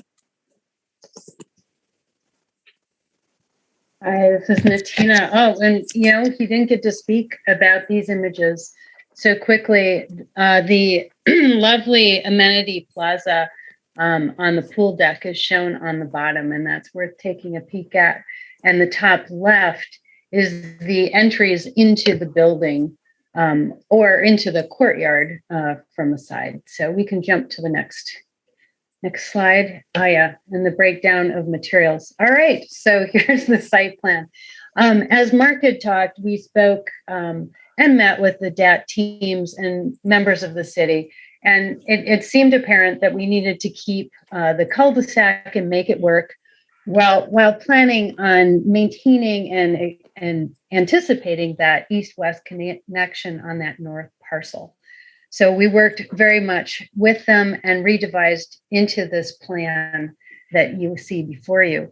The 2 buildings sheltering and anchoring around those amenity decks We worked with the city in discussing where was the best place to enter the buildings. We do have below grade parking in these buildings. And it was discussed to push it further south to try to move the traffic into the site and keep it away from the cul-de-sac. And then for the main entry, obviously to the north, we wanted it to the north and create presence and awareness of people coming into the site. The spine in between the two buildings is one of our favorite spots. It's kind of nicknamed Badger Alley. I'm sure we'll come up with something better, but we have a couple Badger alums on the team and the development team, and we really wanted to provide something special in between those buildings that could be activated and closed off for some type of interesting and infamous tailgating for Badger parties and such. So wanted to do that. We also have bike parking up in the north of that spine. To the south of the buildings, we did strategically locate the loading and offloading to the building, and as well as trash, so that's pushed away from the building's entry. On the plan to your left of the below grade parking that you see, we are parked pretty much to what is required. One building slightly exceeds what's required, and it is per parcel, not per an overall development. As the bike parking goes, we took that very seriously. And those kind of grade boxes that you see in the southwest corners of those buildings, that demonstrates where the bike parking is. And we took it seriously, providing the required aisle width and space for each stall. Other item to note is that we do have taken into consideration the EV parking, so we will be EV ready, as well as the other term where you're just you're ready to go and you're powered up for up to 10% for code. We can go to the next slide. All right, so the building layout. So wanted to point out, nobody got to touch on this yet, that we are planning to utilize Enterprise Green Communities certification for these buildings. This is something we've worked with Saturday on developing a strategy on these buildings. The yellow that you see on both buildings is the amenity spaces, and in the amenities, we would have club rooms, fitness, and kind of that workspace areas where you could check out potentially a conference space or have workspace. All the blue demonstrates where all the units are. So alcove, studio, 1 and 2 bedroom units.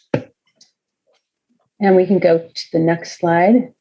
This is the 5th level, and as David had touched on, we have the sky decks in yellow.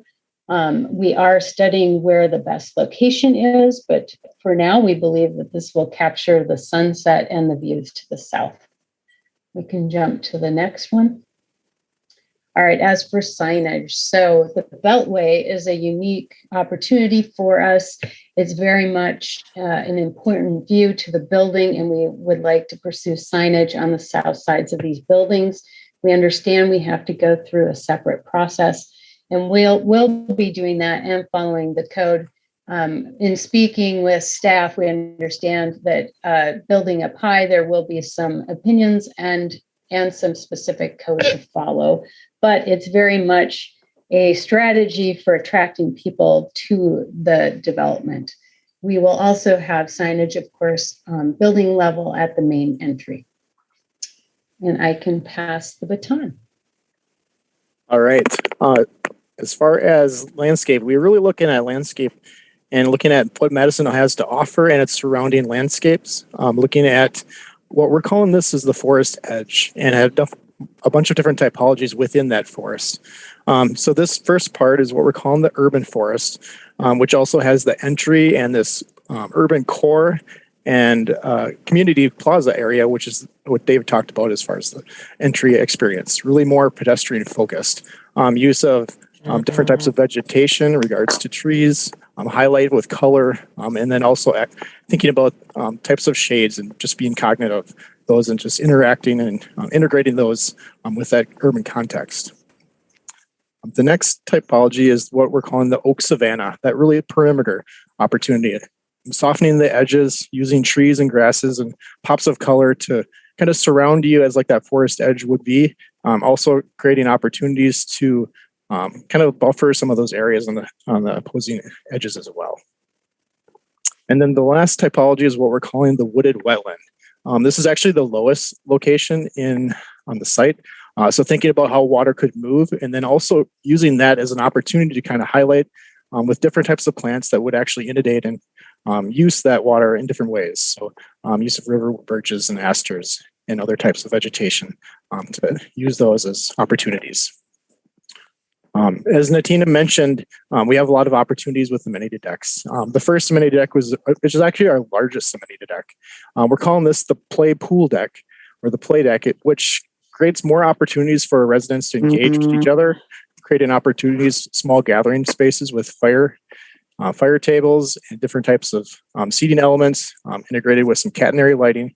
Then also using vegetation to create opportunities to create small moments within that, but also kind of bringing up that urban or that forest edge within that amenity deck as well. Next slide, please. This next mini deck we're calling the gather deck. This is as intent to keep a little more intimate, but also create an opportunity to flex and gather with the residents on the east building as well. Small zones, grill tables and fire tables as well, and an outdoor flex space, which creates opportunities for residents to have outdoor games and integrate with the community, the new residents as well. And then the last deck is what we're calling the relaxed deck. It's more secluded. It's on the most southern portion of the amenity locations. And this is really intended as more of a quieter space, but also has opportunities to engage with other residents with fire tables, surrounded by plantings as well, and integrating that forest on the upper portion with raised planters as well.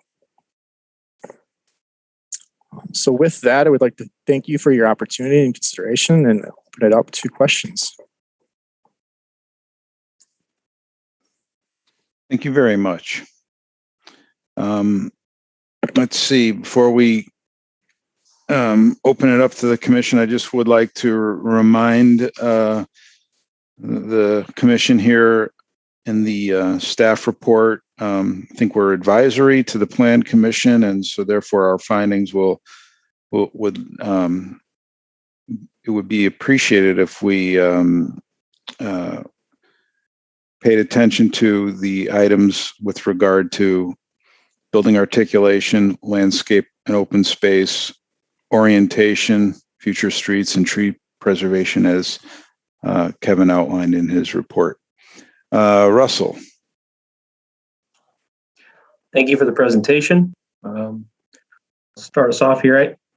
I'm curious,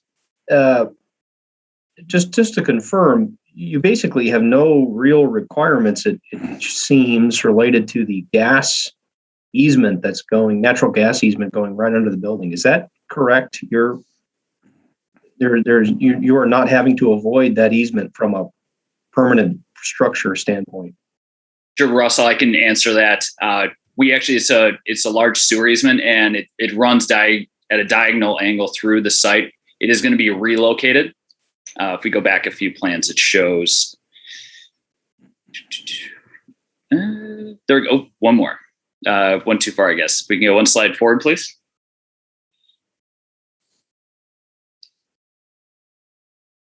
There we go. Oh, yeah. So the one on the right here, that shows that red line is the rerouting of that main sewer line through the site. Okay. Apologize for the confusion. Thank you for the clarification. One thing I just wanted to confirm as well, just understanding the population you're targeting here. I see lots of studios, 1-bedroom units, up to 2-bedroom units. No plans or thoughts about larger number of bedroom units for a family population. Is that fair to say? That's correct. Yes. So based off of our analysis and what we've done. So again, we as Saturday will ultimately be the property manager for the site as well. So whenever we look at projects, we do a pretty thorough and internal market study and have to get buy-off from our operations folks. It's, who are ultimately going to be leasing and running the building. What we see a lot happening is when folks are getting out of school, they'll go and find a relatively inexpensive 2-bedroom option that they'll have a roommate with. Once you, after a couple of years of being out of college, see, the roommate isn't as fun anymore. So this gives them an opportunity to have their own space, still close proximity to jobs. And what ultimately it does is free up those larger bedrooms for really those that need it. And we think of naturally occurring affordable housing. And this is what we talk about, the push down effect as well. So when we create these spots for people that are currently occupying these larger bedroom counts, but don't necessarily need it because they don't have kids, this is where they can go and move to. Great, thank you for that. And then one more comment, and I'm not asking anyone to save me, but I won't be able to articulate it as well as my colleagues. I was tickled by the landscape, kind of higher level sort of goals of the landscape, only because it's unfortunate the site is limited, but you do have a driveway parking lot going right smack down the middle of all those zones you articulated. Anyway, I'm pointing out the obvious, but I did wonder if the design team thought about trying to maybe get the landscape zone kind of either for the occupants benefit, between the parking lot circulation, or outboard of it, to create an environment, that includes that circulation. So anyway, I don't know if there's anything you can respond to there, but I just wanted to mention that. Russell, I think if I understand the comment, do you mean in between the two buildings right now? Is that what we're looking at right now? I think I mean between the building itself and the parking lot circulation. Sure. Creating a ring of a greenscape, as opposed to sort of balancing it on the inside of the circulation parking lot on the outside. I think that was one reaction I had to what I was hearing you as having kind of these goals about an experience. I just can't help but see that parking lot right down the middle of all of it. So, right, Kevin, would it be helpful if we can advance a slide or two to the landscape. Let's see. Yep, this will be fine right here. Now, Russell, I appreciate the comment. That's something we can take into consideration. Thank you. I can add a little bit of the thought behind. So the first floor is up approximately 5 feet. So there is a buffer between the two. We do have outside areas that they can relax in, and those were really meant to be focused toward the amenity decks. But we still wanted those areas at the lower, where the cars need to be as nice as possible. And Natina alluded to making that central area an active zone that could be almost like a Woonarf, where on certain, game days, it could be blocked off and used as a plaza that really brings the two buildings together as a community. But on a Tuesday evening, it's used for what is needed, parking. So we want to make sure it's useful and nice and balances both of those aspects.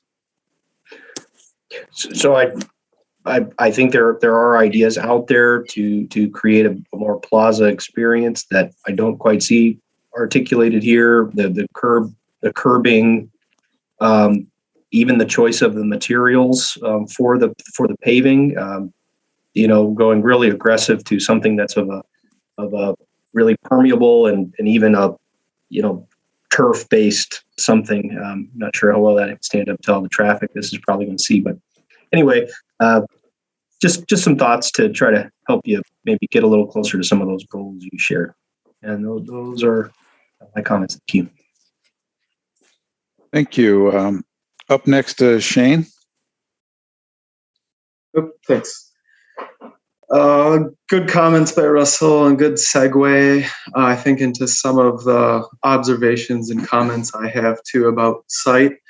But again, I just want to start with some positive things that I'm seeing. So I definitely, appreciate the density of what we're looking at as a whole, the project relative to kind of what exists currently.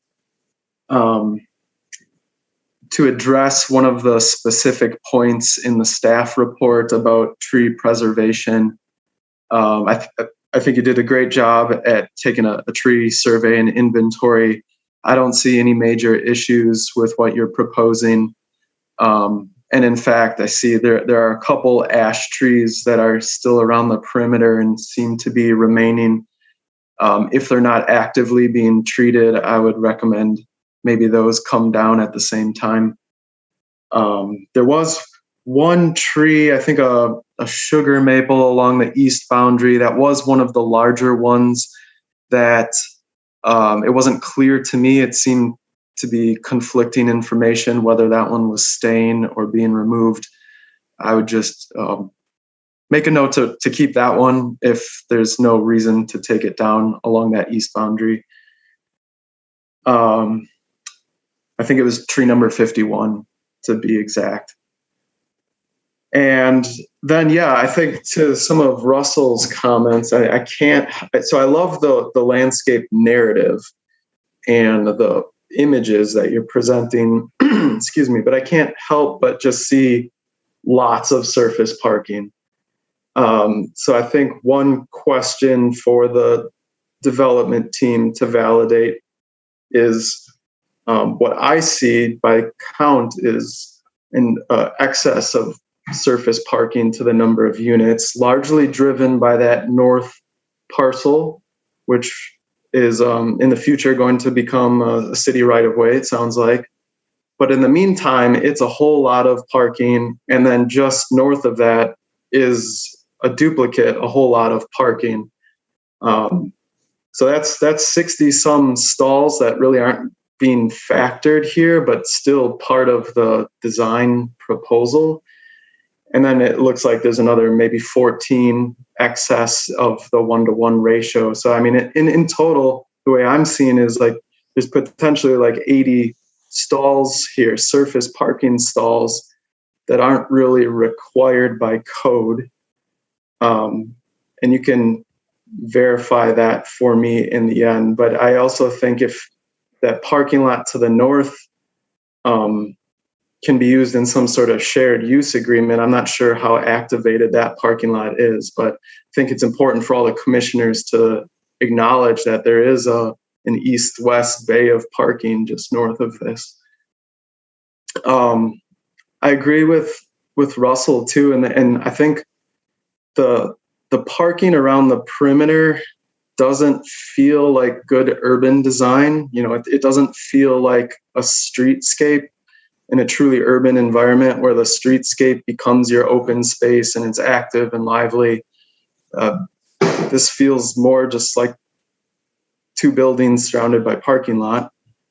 And I think especially that center spine seems problematic, even if it's closed off as a Wooner type space.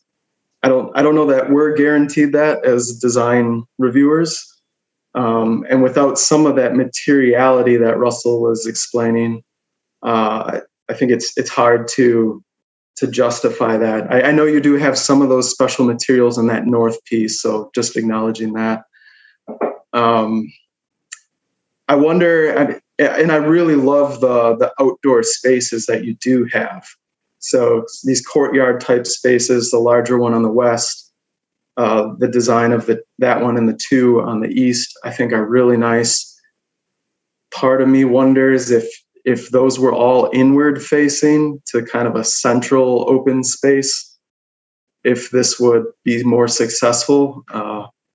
Because of the gap between the two buildings, you get solar exposure, and it's not like your views to the east and west are all that spectacular. You have billboards and beltline stuff. So it's kind of a big picture comment, but I feel like those courtyard spaces would be even more successful if they were a little more contiguous on the interior of the site rather than hanging out on the parking lot edges. So I think that's the biggest thing for me. And I think maybe what I'm looking for right now is just to kind of address the quantity of surface parking and validate maybe some of my assumptions. Thank you. Sure, I can take the parking aspect. So again, we have to, I think, recognize where we are in the city, and this is a location that isn't very walkable right now. So we know, and based off of our projects that we manage, that we do have a parking need of one per bedroom is what we see for anything that's more of a suburban project. So I understand, for this location wise, not being as urban as some of the other projects you're looking at, is something we need to be cognizant of. That north part, we are deciding to dedicate that back to the city. So with that being said, we can't, it's how is that viewed for parking? Right now, I think the hope in the future is there are less cars. So that is a very plausible thing that's going to be going away in our stall count. So that's something that we have a minimum that we need to have to make make folks be able to live there, that are going to have that need. And that's comes to that one per bed. Kevin, if it's possible to flip to I think it was like slide 4, and it's more of the perspective, because Shane, I'm with you. Whenever we look at like a 2-dimensional, this is perfect right here. Whenever we look at a 2-dimensional, it always like that's feels like a lot of parking. And it's when you have that vertical view of the project itself. I think what we really looked at is what does it feel from the pedestrian level, where ultimately we're going to be experiencing that the most. And that's something where we've gotten comfortable with that as well. Your notion about the programming in the middle, that's something is something that we have frequently discussed within this design team with our operations team. How do we go and make that space feel inclusive, in that it's not just for parking? So it's something we're continuing to address.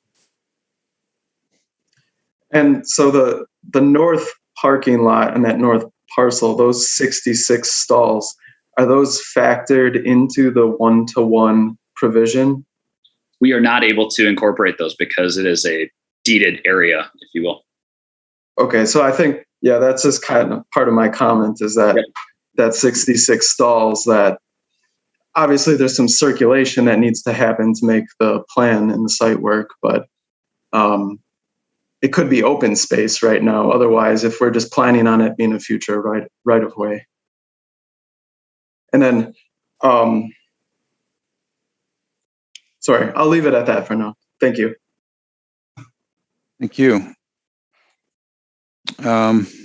See any other hands raised? One comment that I have is with regard to the building being elevated about 5 feet. And it's pretty well disguised in these images, but I see in the plan and in the elevations, it's basically a mason, a painted or a colored masonry wall. And I'm thinking that, within the narrative of your different landscape zones, if there was some terracing of that landscaping against that wall, instead of just having a wall coming down to grade, that might help break up some of that space and also kind of ease that transition of that vertical wall there. And that's a great comment. And I probably didn't dive into much of the landscape, but we're actually proposing that, especially on the big play deck, where we have a terraced opportunity that will be integrated with seating and vegetation as well, that actually helps soften and kind of creates an at-grade experience that you could kind of roll up, and then an opportunity to get out to those bike lanes. Yeah, because when I see, some of the different plants in these different zones, like the urban forest, I could see, if you have a bunch of ferns and stuff, they could be in a raised planter that's up against the building instead of just right up against the sidewalk. And I don't know, and maybe Shane and Christian have noticed it, but I didn't see that level of detail along the building, the long building edges. Let's see, Christian. Yeah, my just initial take on looking at the plans of this was what's been mentioned already was you looking at previously a relatively small building on a large parcel of land with a lot of lawn and trees and stuff, and underutilized space by anybody's take on it, I'm sure. But we've gone from that to like every single available space within those property lines is building and parking lots now. And while I'll give a nod to some better than average landscaping around the buildings and the amenity areas, that's to be acknowledged. It's a lot of hard surface area, and I'm just wondering what the development team has looked at in terms of, I know there's new stormwater management guidelines that you're having to follow, but has there been any consideration to green roofs and dealing with water in these parking lots, permeable or semi-permeable areas, rain garden areas, possibly. And also, the future plannings look like you're trying to shield the project from the belt line to some extent. There's no getting around that. That's the elephant in the room. I think I'd like to see some more shielding of that. And, the properties that are on either side, I know the one to the west is slated for future development, but to the right, I mean, you've pushed right up to the property line. And it looks like, I see on the plans, it looks like there's a row of trees that are either maybe some existing or maybe some to be planted, but it doesn't look like there's much of a planting area between your property and that adjacent one. And so I'm just concerned on, that aspect of the landscaping, drainage and water issues. And, are you doing, what are you doing to address these kind of issues? Sure. Would Matt from Bierbecker or Spencer want to take the stormwater plan? Yeah. Hey, Mark, this is Spencer at Bierbecker. If you could please flip to the site plan. There you go. So to address stormwater management, we are proposing a bioretention basin in that northeast corner of the eastern building. It's delineated with right there, little shape. And that will have live plantings in it to promote infiltration. And the landscape architect is planning to use that as a feature delineated as the wooded wetland theme area. So we will have some surface green space for stormwater management, but primarily runoff will be taken under the parking lots and detained in systems that promote infiltration. So you can think of that very similarly to permeable pavers. It's just easier to maintain long-term. But that's how stormwater will be managed. And of course, meeting the stricter new requirements of the city of Madison. Sure. And one thing that might be helpful for the commissioners is just, with the site, everything is sloping to the northeast part. Even that, we talk about that sewer line that runs underneath. Everything is wanting to go that direction. The north part of the site is also considered the front of our buildings, if you will. So we're kind of playing this battle of, having front yards and having setbacks. And that's why we're able to have that small space there. So we've had to look at underground tanks as the way to go and meet the new Madison requirements. Okay. Anything else, Christian? No, that's all for now. Thanks. Craig. Thanks, Cliff. I think the first comment I had, and I was thinking probably along the same lines that Shane was, of the site, the orientation, maximizing space. And Shane, I think your comment about orientation and trying to address both the Beltline, privacy, I think that was a very intuitive comment, that those green spaces that the design team put together, I think it's commendable what you're looking to achieve in a tight site with density.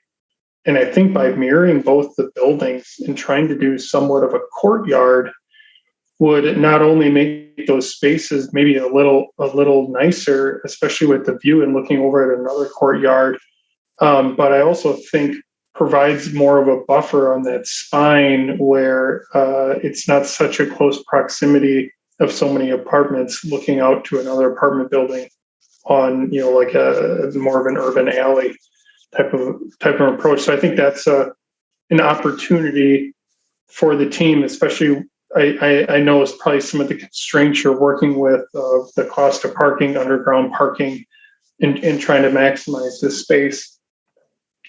And then the other question I had, that was just kind of a comment. The other question though for the team is, so that north part or the north roadway, if you're putting additional parking there that might go away, is the thought that when the city street goes in, you'll just sacrifice the additional parking along that north parcel?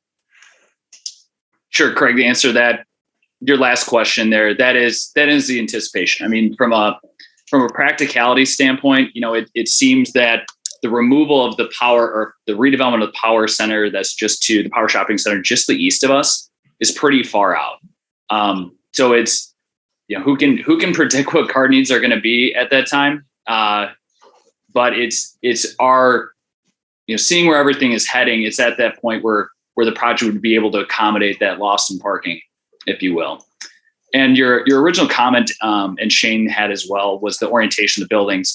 I can't tell you how many times we've flipped them back and forth, but we've ultimately why we decided on this orientation is to, number one, we are talking about that connection through the north, that north-south that goes from Zor Shrine Place, and we want to create some public access to this site, and really being cognizant of having that large amenity deck that faces it. We think is really important to that connection to the public.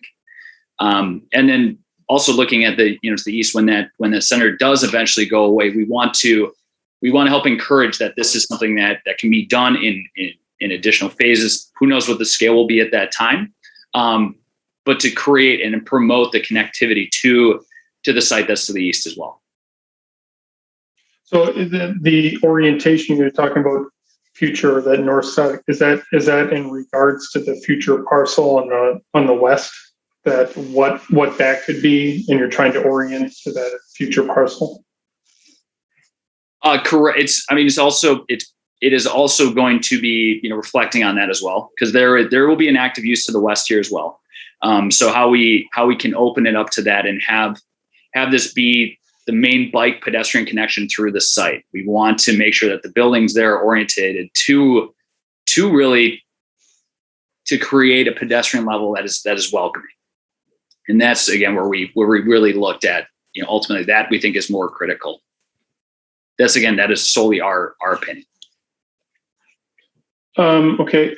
And then looking at just the general access to the building, one concern I see, and it might just be because of the topography and the layouts, everything else, but I see the ADA entrance all the way to the south, kind of on the back corner, and that always gives me pause that we're not putting it in what we're perceived as the back of the building. I understand by looking at your elevators and the site slope, you might not have an option, but based on what would be like the public entrance, can you just talk about how ADA guests would access the building? Oh yeah, absolutely, Craig. So what you see, the ramps on the bottom, that is for move in and move out. So when you see that longer, think when you have the U-Haul truck out there when you're coming in, but the front entry of the building is also going to be ADA accessible. So that's that we have ADA parking at both because that's where the elevators are, but the front entry is also meets all those requirements. And there is, that's where I'm just looking, there is ADA, Apple ADA at the front entry.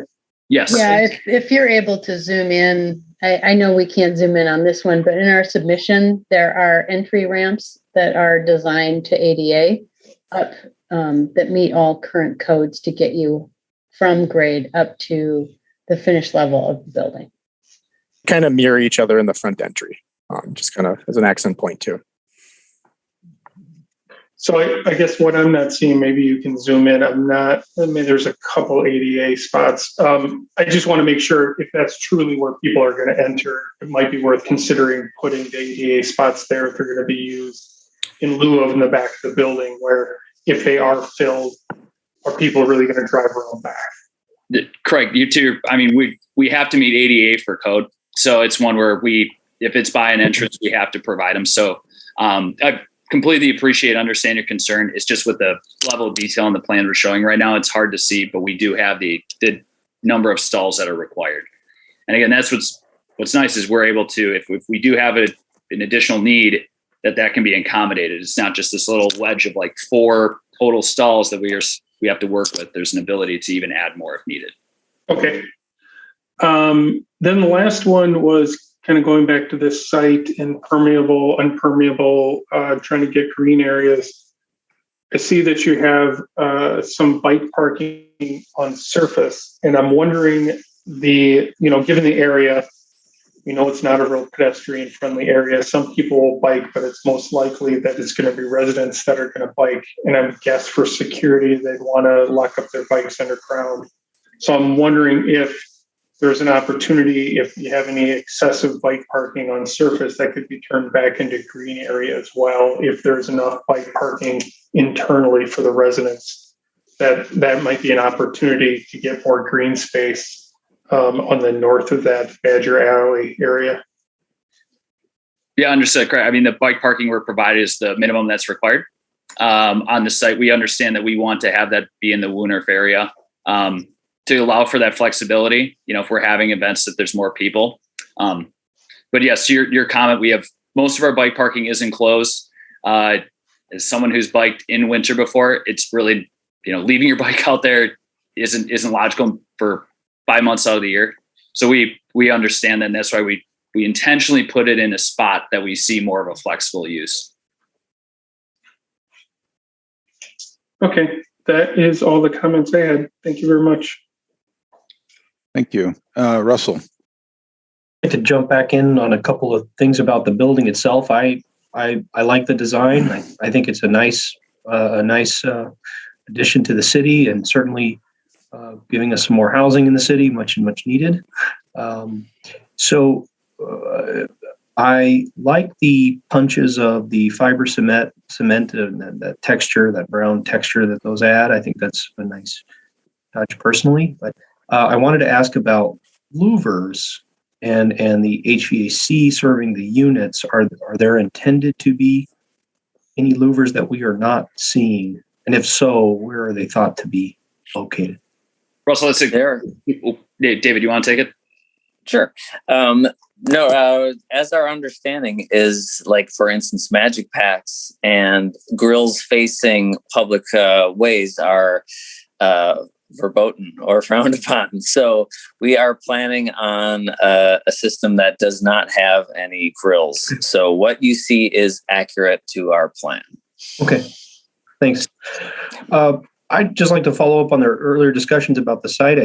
I'm really appreciative of all the feedback and the discussion. Could the development team help us understand? I'm hearing you're trying to get to the Common Council here pretty quickly, but there was, I think, some great ideas discussed here tonight about the rotation of the buildings. I think it's a huge opportunity. I'm appreciative of your thoughts on the future development at third parcel, but I question, making design choices around that uncertainty. Can the development team help us understand, is rotating these buildings on the table? and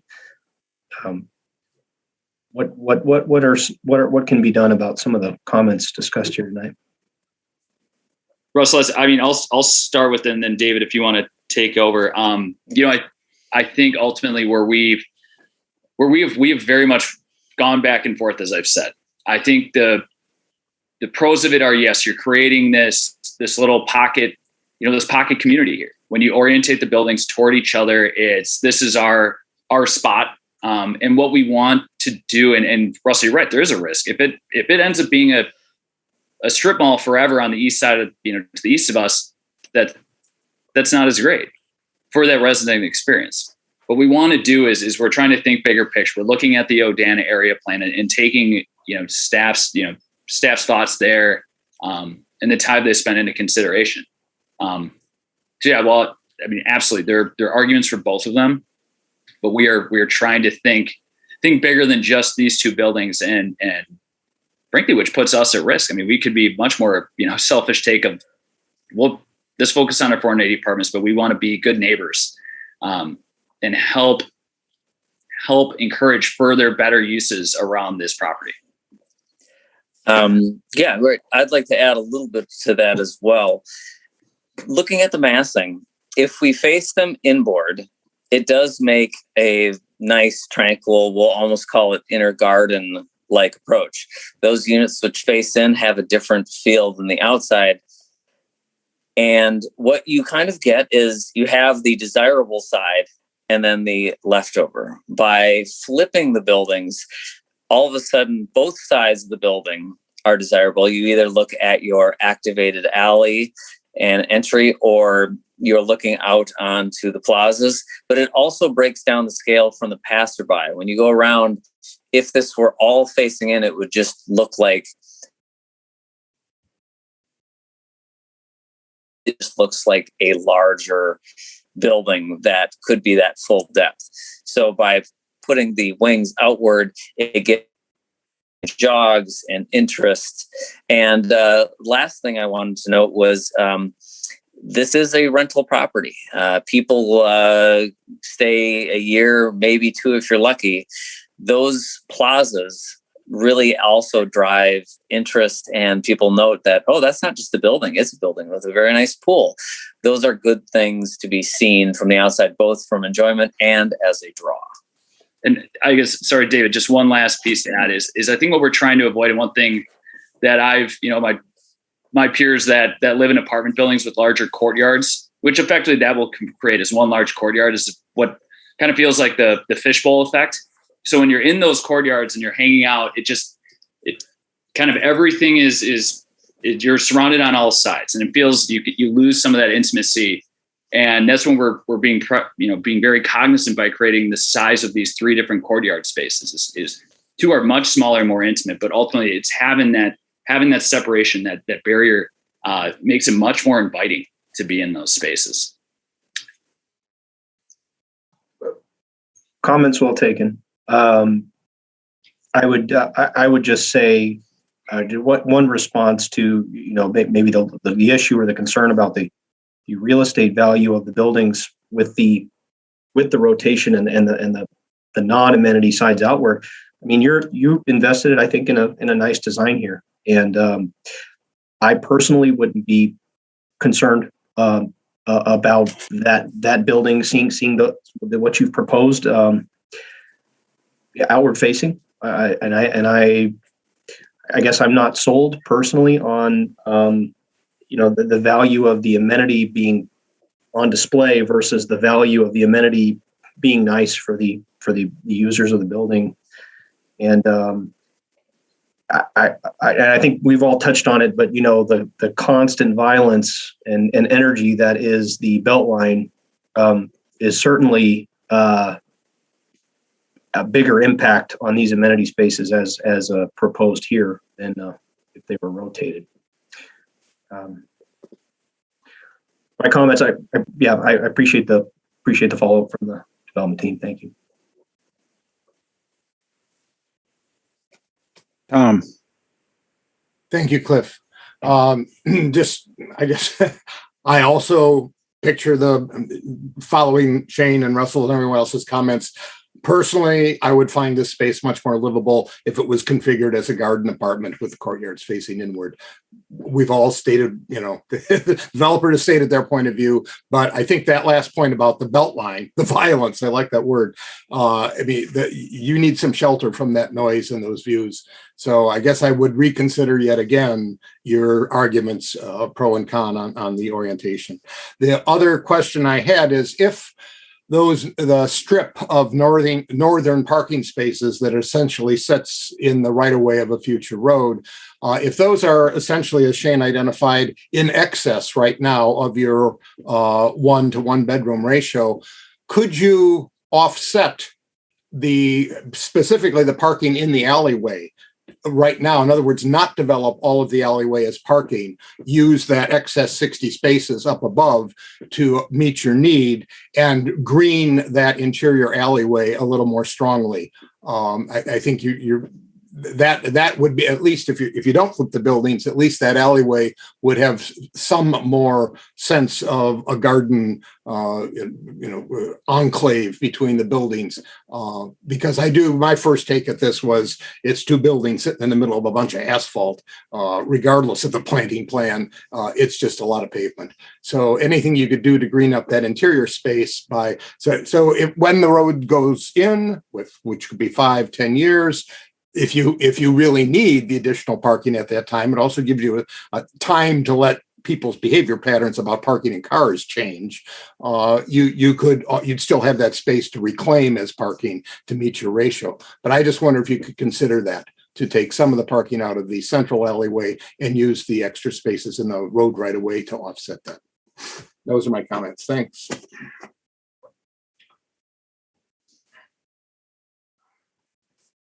Okay. And I guess there is maybe a scenario of flipping one of the buildings and creating a little bit of a courtyard without so much of the fishbowl effect as well.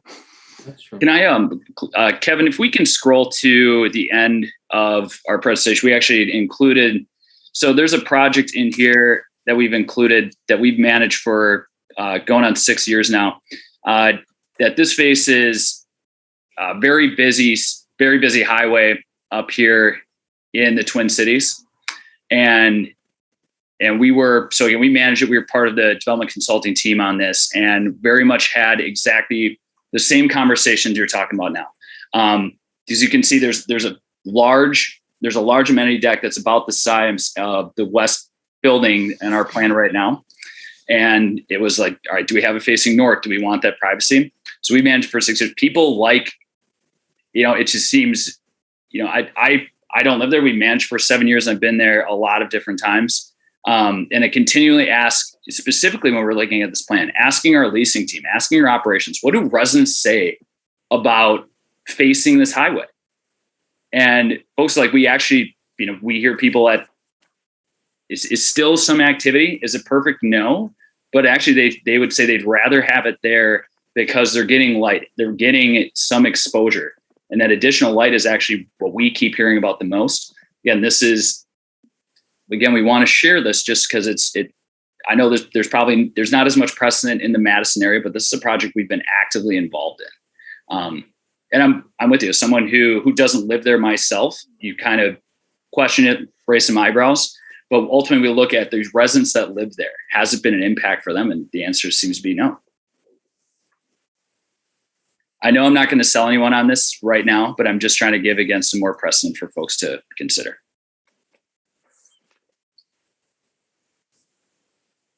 Okay, any other comments, observations, or questions?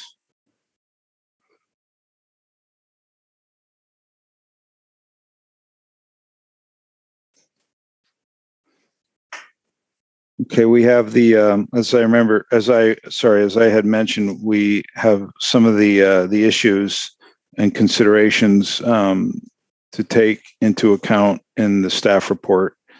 Building articulation seemed like that was pretty well received. We've had, I guess most of our discussion is in the orientation and the open space discussion. The request is initial / final. I presume final is what the developer would like to achieve. Is there any thoughts on making a motion?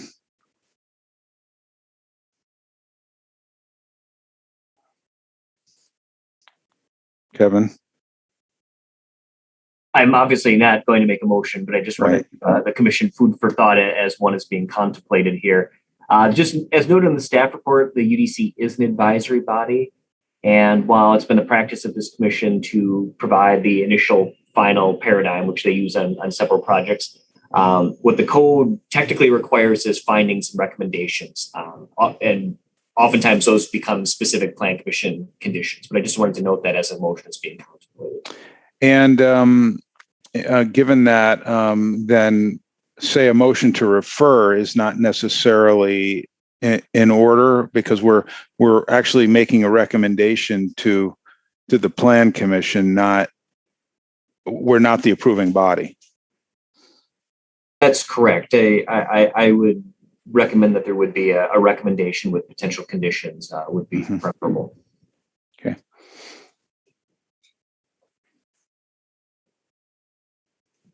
So an initial generally is approval of the general site plan and building height and massing. Very often it includes the building orientation as well.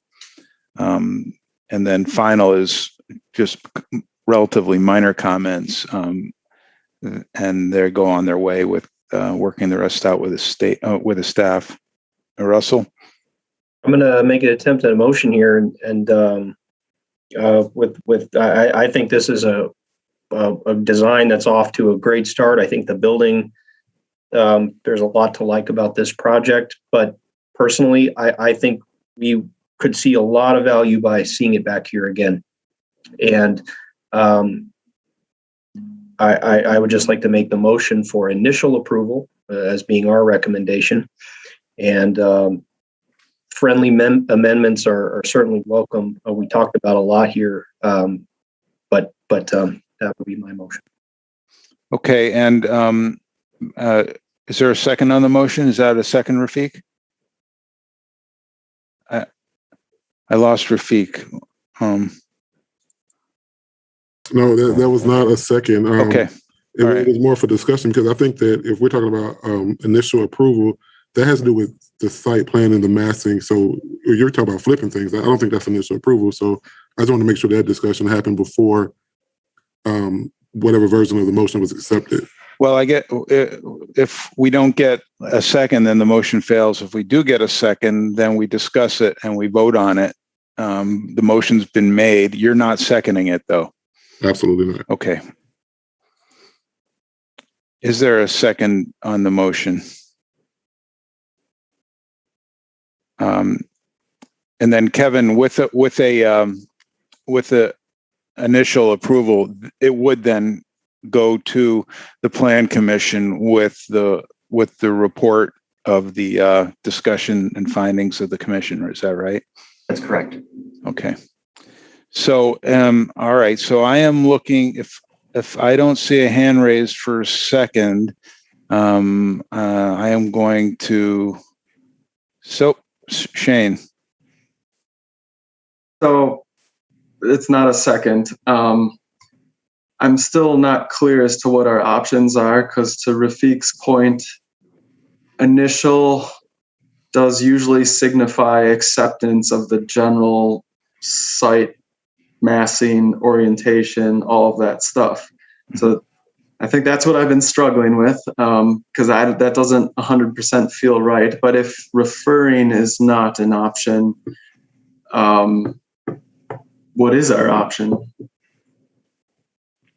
I believe one option could be to recommend an initial approval, recommending that details come back, and then recommending any conditions of approval that would support, in what conditions would this body support initial approval, be it reorientation of one or both of the buildings or any condition that this body could specify.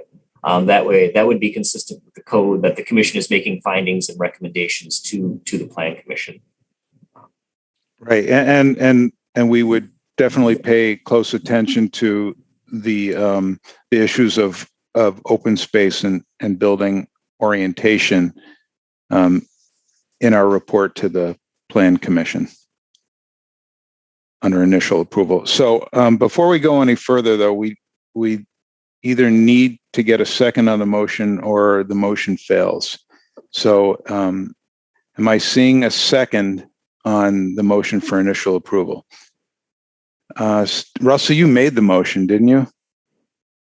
Yeah, I did. So you can't second. I know I can't second my own motion, but so all right. So we're gonna just go with the Robert's Rules of Order here.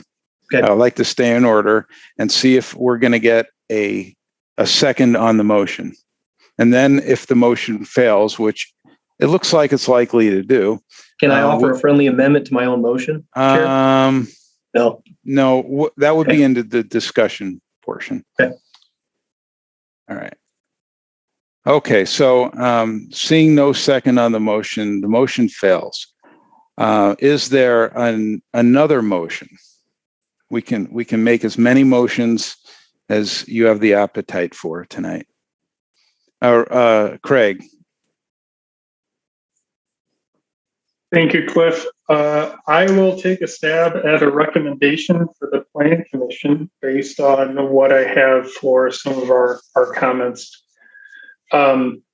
Recommend increasing green areas within sites, including minimizing parking to minimum required. That would be my first. And then recommend orientation be reviewed based on courtyard approach, given what is currently being shown.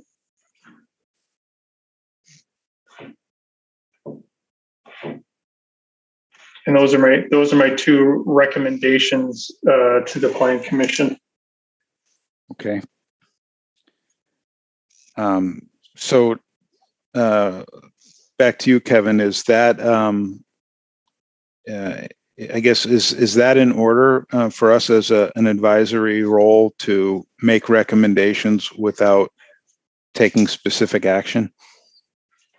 Yes, you could recommend, I think if you're looking for a specific action, you could also recommend that the Plan Commission gives this body a final approving body, that if the Plan Commission approves the project in concept with these conditions, in concert with or consistent with the past practice of this commission, the Plan Commission could have this come back for final approval if you were looking for a specific action.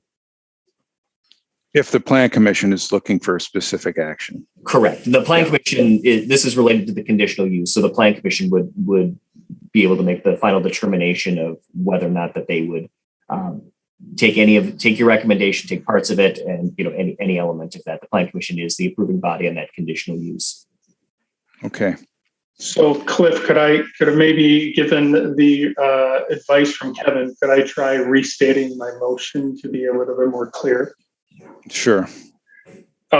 So we make the motion that the UDC review this one more time, or with the following items being addressed that we have found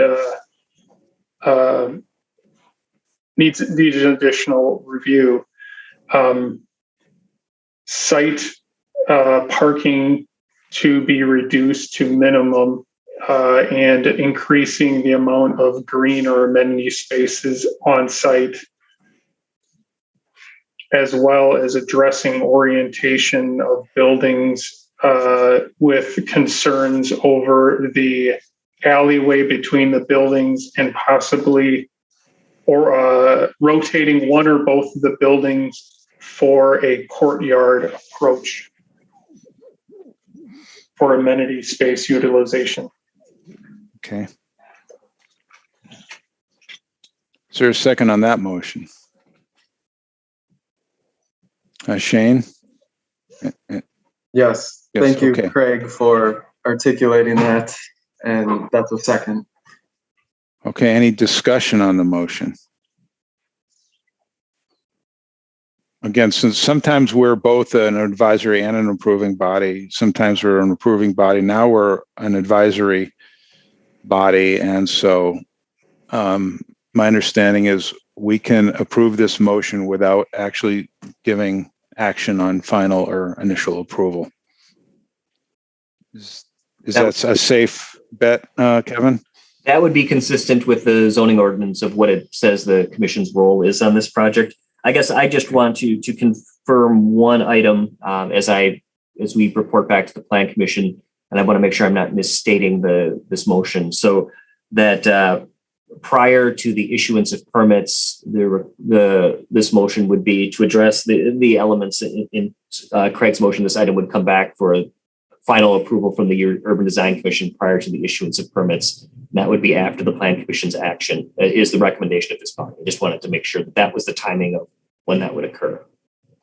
Yes, that there seems to be precedence in the Plan Commission having it come back to us while it's on its parallel path right to the Common Council. And I did want to just clarify, and before I know there's a motion on the table, so I'm potentially out of order.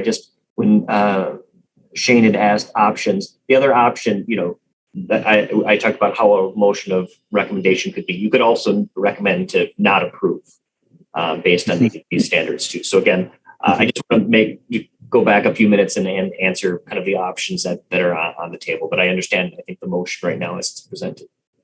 Right. I think we struggled with an initial approval because typically building orientation is pretty well locked in at initial approval. But I don't think, my sense is we weren't, and now this is kind of a discussion on the motion that we were not so put off by the project that we would recommend the Plan Commission not approve it. I don't think we believe that the project has that far to go. Craig, where'd he go? Oh, let me unmute you. There you go. Sorry, thank you, Cliff. As a discussion item, I would agree. I struggle with some of the recommendations we made, but I was borderline. The same feeling was, are they that strong of recommendations that we wouldn't move forward with like an initial understanding that site and orientation is a huge item on there too. So I was right on that borderline as well. Okay, any further discussion on the motion? If I see no additional hands raised, then by unanimous consent, the motion is approved and off to the Plan Commission. Thank you very much. Okay, then last but not least, certainly, is item number 9, which is 2202 2300 South Park Street. And we will bid farewell for the moment to Rafiq.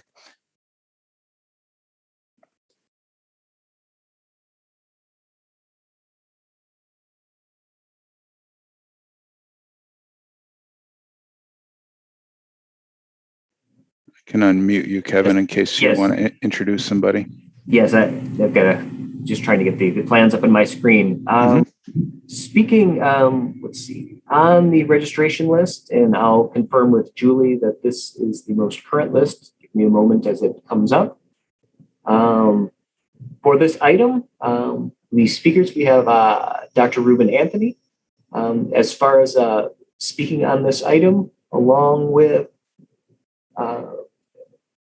Joseph Lee and Kirk Bedrowski are the 3 speakers, and then registered in support. Well, I'm sorry, and Brian Wolf is also part of the development team wishing to speak. Other speakers in support not wishing to speak are identified: Kyle Irvin, Kerry Sanders, Edward Lee, Kathleen Falk. Oh, I suppose some of these members are beyond the development team. So as far as the development team, Dr. Anthony, Jolie, and Kirk Bedrowski, Brian Wolf. Well, good afternoon, good evening. I hope you can hear me. Yes, we can. Oh, wonderful. Thank you. Hey, thank you for allowing us to deliver this informational presentation this evening. I'm Ruben Anthony, President and CEO of the Urban League of Greater Madison. We are here to present a depiction of the Black Business Hub that will be located in South Madison, where one of the largest concentration of African Americans in the city lives. The project will provide a space for more than 20 businesses. It'll provide a place where they can receive technical assistance, financial and program assistance. The project will have an economic impact that will create hundreds of jobs and have a ripple economic development across the region. The hub is a rare opportunity to lift up a group of Black entrepreneurs and Black businesses in Madison. It would be an economic shot in the arm for the South Madison community, and it would have a lasting impact. So we hope that this project is not just only going to help the Village on Park, but be a renaissance in South Madison. So at this point, I'd like to turn the presentation over to Kurt Biodrowski from JLA to kind of present the depiction. Thank you, Dr. Anthony. If you can pull up our presentation, please, Kevin. Oh, I apologize. It was on my screen, just not yours. Sorry. It's okay. Great. So I'm going to just lay the groundwork for what we're doing here, and then Brian Wolf is going to step in. He's been instrumental in helping with the design of this project, so I think he'd be best to speak on those terms. So the hub, as we're calling it, is located in the southeast corner of what used to be called the Villager Mall and is now the Village at Park. Within a quarter mile of that, there's lots of activity that's happening in this area. So the MATC South Campus, the Transit Center, the police station's over there. The center, which will be something that should be coming within the next couple of years. Penn Park, obviously, the Lincoln Elementary School, the Villager Mall itself, and just the surrounding neighborhoods. This particular building is in the Burr Oaks neighborhood and is in the Urban Design District 7. Alderman Carter of District 14 is alderman for this location. And if you can go to the next slide, please. These are some of the buildings that are in that area, and we were partially using them as references, but we also have something we'll talk about here in the next slide as well. But, sorry, I got ahead of me there. But our building is a 4-story building. The 4-story is kind of set back a little bit, not off Park Street, but off the north parking lot there. But it's surrounded by buildings that are, at least 2 stories and some 3-story buildings in that area. So we think it fits nicely within the area itself. If you can go to the next slide. And from here, I'll turn it over to Brian. Thanks, Kirk. Yeah, feel free, Kirk, to chime in if I missed something. So before we get into the design, I think it's important to talk a little bit about the black aesthetic. And a colleague of mine could probably more eloquently describe this.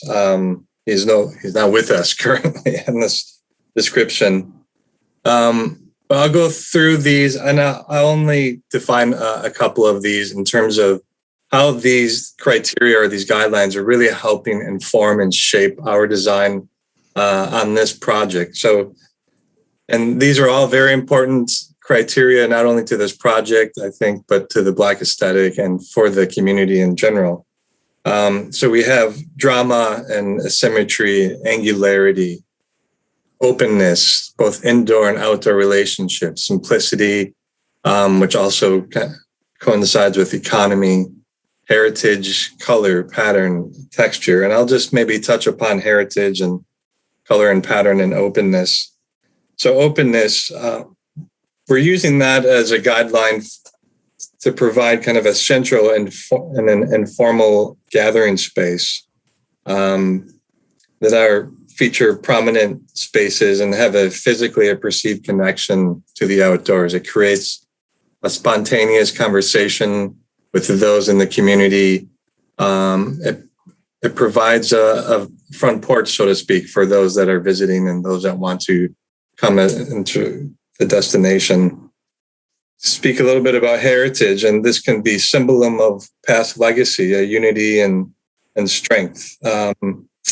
It is an attempt to celebrate heritage. For example, within the design, we're using bronze mullions and metal panel, which helps kind of pay homage to some of the freemen, back in this 15th, 16th century that used bronze as a lot of their ironwork in terms of railings and that sort of craftsmanship.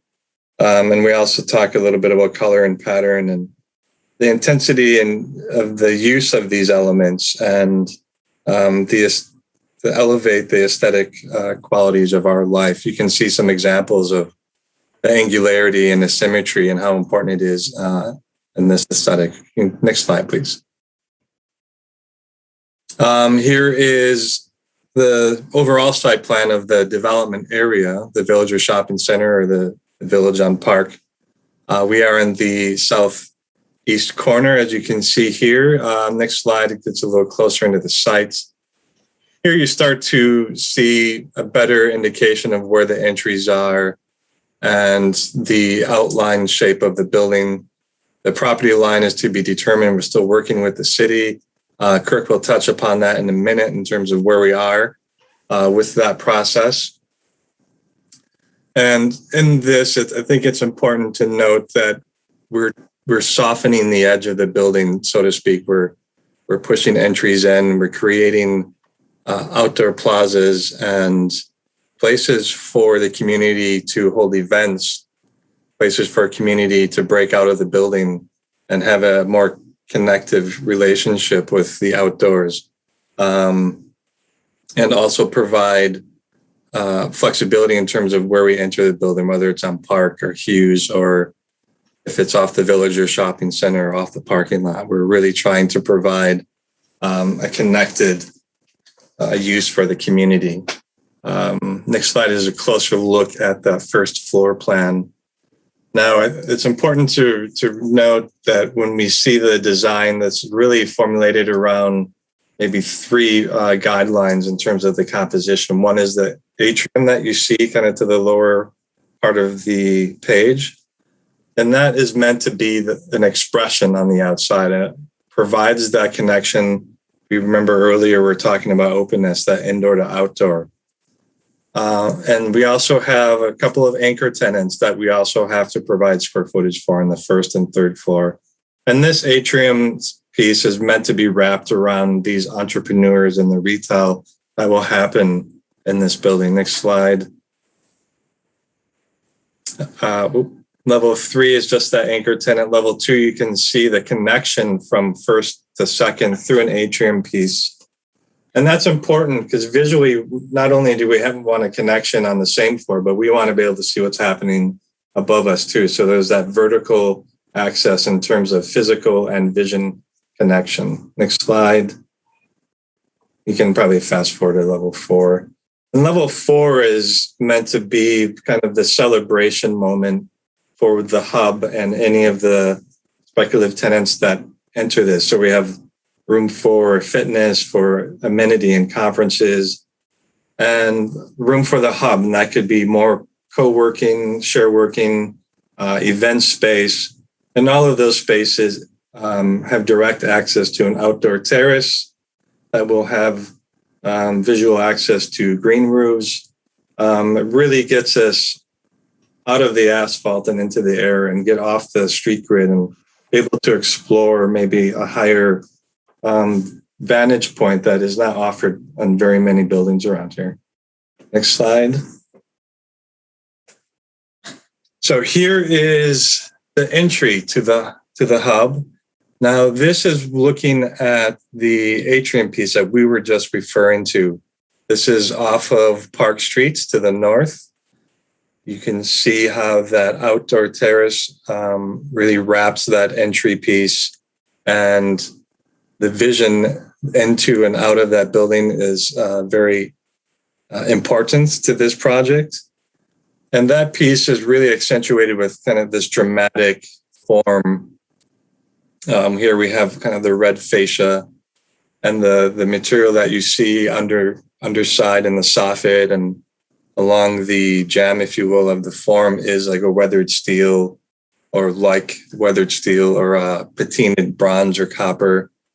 And the mullion treatments are meant to have this kind of verticality throughout to the top of the building and kind of be an extension up into the glass railing. Next slide. Here's a view from the corner of Hughes Place in South Park. Here you can see we're, as I referred to before, we're softening that edge at the pedestrian level, creating canopies and coverage with the building and not things poking off of the building for, you know, a restaurant or whatever goes into this corner. We're looking at a number of different options in terms of plan. And then how we are softening the edge along the streets with landscape and knee walls just to provide a soft buffer, if you will, for pedestrians and those sitting in the plaza. The gray material that you see in a lot of these images, or all of the images for that matter, is a concrete panel by Ryder. We have a material page. I'm not sure if it's part of this presentation. It's a smaller dimension panel that you can get in different textures, and it's really helping to create that pattern and that texture within the building, but all in the same plane. Next slide, please. Thanks. This is at the entry into the Villager shopping area or center. Here you can see the form along the south rising up. That is that, again, that weathered steel or the bronze or copper material that helps provide a relief between the two sides of the building. The window openings as we wrap around start to become a little bit more taut and more of a punch window vernacular. You can see the right and the left. They have they want to work well together in terms of a tectonic. So the offset vertical panels, not only in kind of the angularity and the symmetry of the aesthetic that we're hoping to achieve, but also in program within the building. There will be different programs from 1 through level 3. And then again, you can see the red starting to highlight the entry, which will be off of a parking structure, potential parking structure to the west. Next slide. Here is an image kind of standing in front of the Village Shopping Center, looking east. You can see the form of the entry kind of poke up and rise out. And then also the red form describing the entry to the west. Our hope is that those two relate well together and provide an indication of entry. Here you can see on the west, the facade becomes a little bit more quiet, so to speak, because on this side, we really want to put the emphasis on South Park and Hughes facing the Beltline. And sorry, there's a couple of images before. Some might ask why we're... Brian, I'm going to have to jump in here. We have a 3-minute limit and you're probably at about 9 minutes going in. But thank you for that very detailed presentation. I think we have one other speaker registered. Julie, I think Jolie is registered to speak in support. That's correct. Yeah. Thanks, Cliff. Can I yield my time to Brian or no? Sure. He's already used 3 persons worth of time. Brian, is there anything left to say that can be done concisely?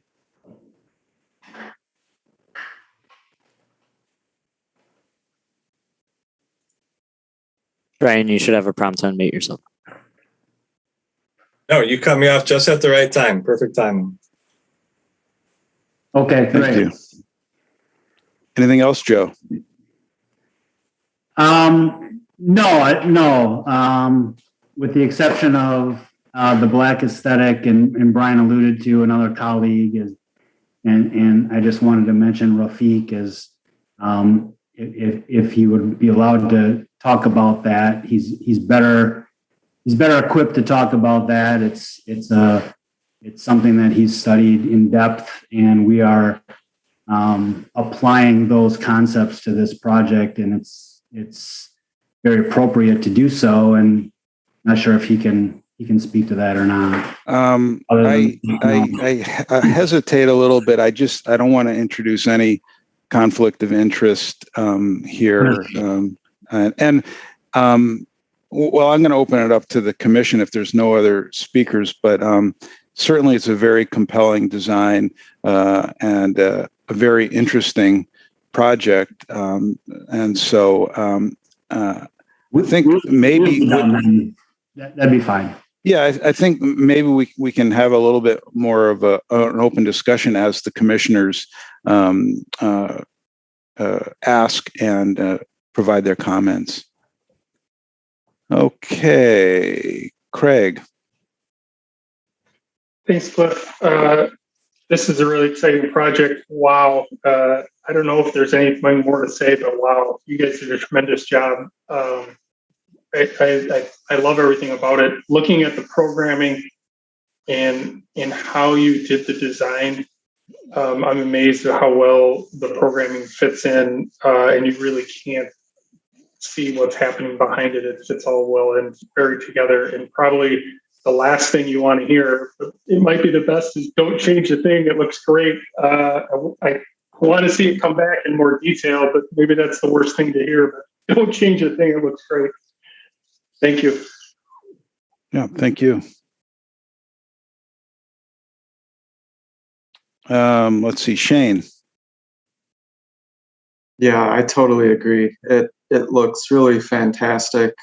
You know, I've not always been in support of proposals that use red, but I think this one does it so successfully. I love how it highlights entries and those visual cues, and it's very, very different use of that strong color than other proposals we've seen. So in conjunction with the other materials, it's really, really nice.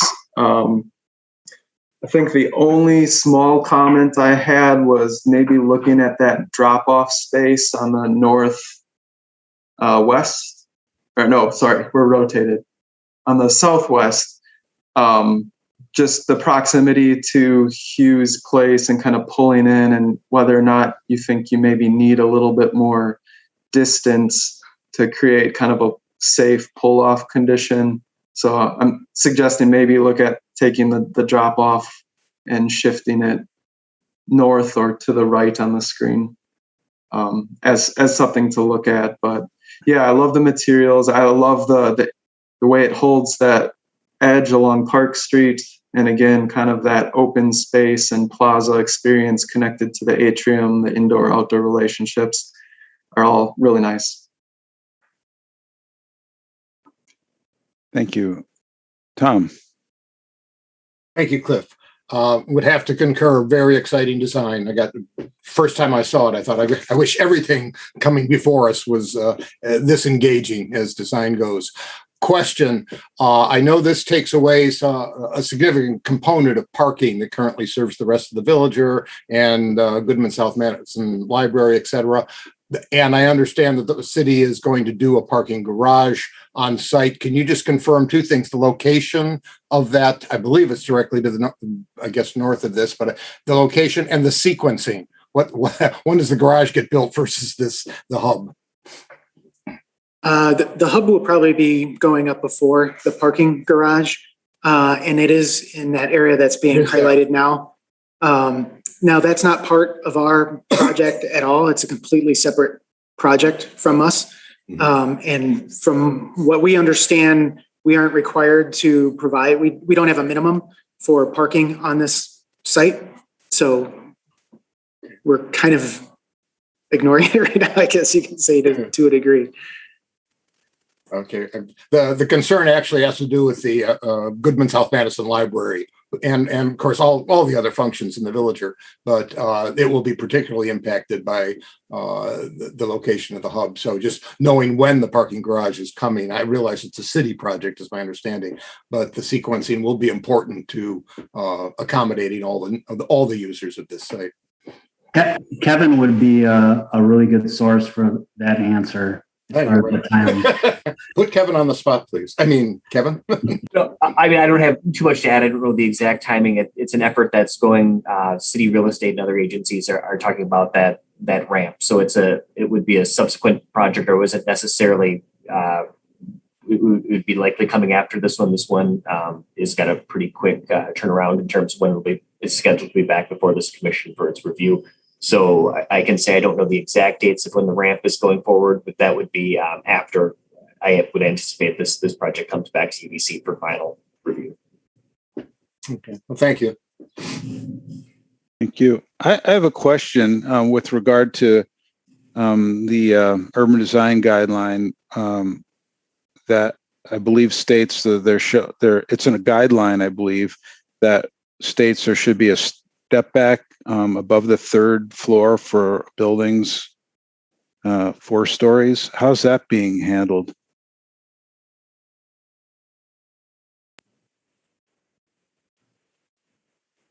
Brian, do you want to chat about that? I can give just a general approach.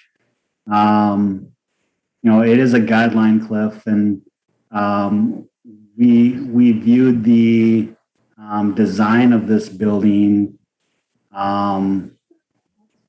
as a, intentional design, not based on constraints of that guideline, but based on the constraints of our program and good aesthetic design. So what we put forward to you is what we believe is a good solution that takes into account the needed program for the site, as well as responsible and good design for the site. So I guess it's up to this commission to decide if that guideline needs to be more of a guideline and more of an enforceable design criteria or not, based on what we're putting forward to you today. Okay. Well, I just wanted to bring it up in case there is any concerns that we give you that information now versus later. I mean, I personally, I think I could help you out by saying, there is a partial step back, although it faces north, and knowing that probably the parking area between the Urban League building and this building would remain open space, that, there is some relief in the building facade. And also it kind of reads like a 3-story building from the street as well. I don't know if my colleagues here agree on that. I don't personally find it to be a concern at all, particularly because I do like the fact that you have a adequate setback off of Park Street of the building at the pedestrian level.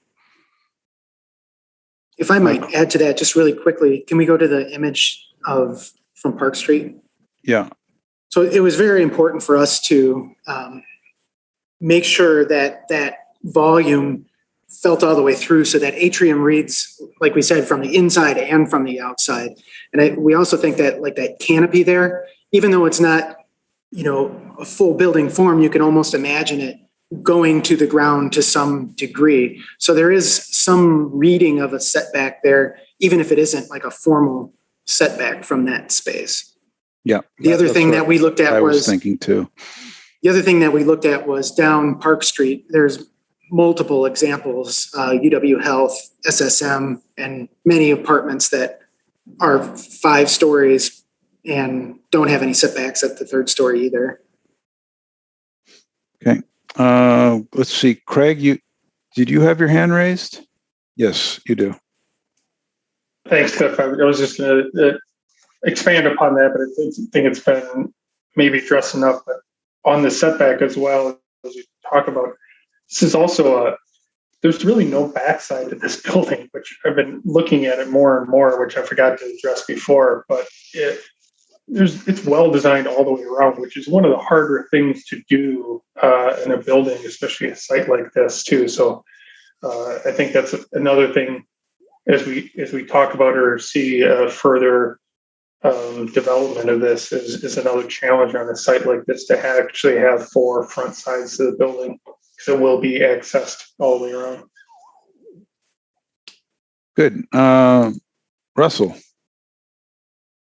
Apologize, I missed part of the presentation, but I did catch enough to say that I just want to say I really like this project, but I do have a question about this structural elements on the outside of the glass, and whether or not it's the intent that those what I'm going to call brown structural elements, if they are to at least appear to be continuous and line up with, but on either side of the red canopy.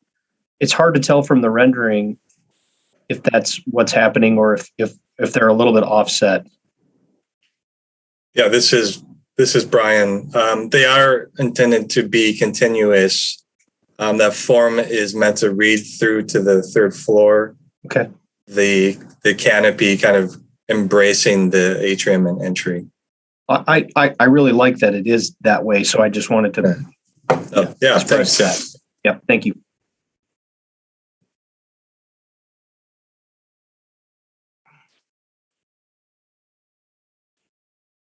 Sorry, Christian, go ahead. Yeah, I just wanted to echo the positive comments. I just think this is really, really a handsome building, and I'm just really encouraged that this is another addition to what I feel have been some nice new additions to Park Street. I think the more we add these well-designed, striking buildings to this street, it's a nod to the importance of this neighborhood and this corridor, and that we should be putting really beautiful, well-designed buildings, and have this on one end, and the Pelton building down where Park Street intersects with Fish Hatchery, and a couple of the smaller projects that have gone in between. It's really starting to turn into a nice little stretch of really well-designed, attractive new architecture in Madison, and I'm glad that this is part of it. Thank you. I see Dr. Anthony's hand raised. Is there something you'd like to say to us? No, it's not raised. Early on, when we were talking about the parking, I was going to mention that there were going to be temporary parking, but the city, will have to address that. Okay. Real good. Any other comments or questions from the commission? This is an informational, well-developed informational presentation.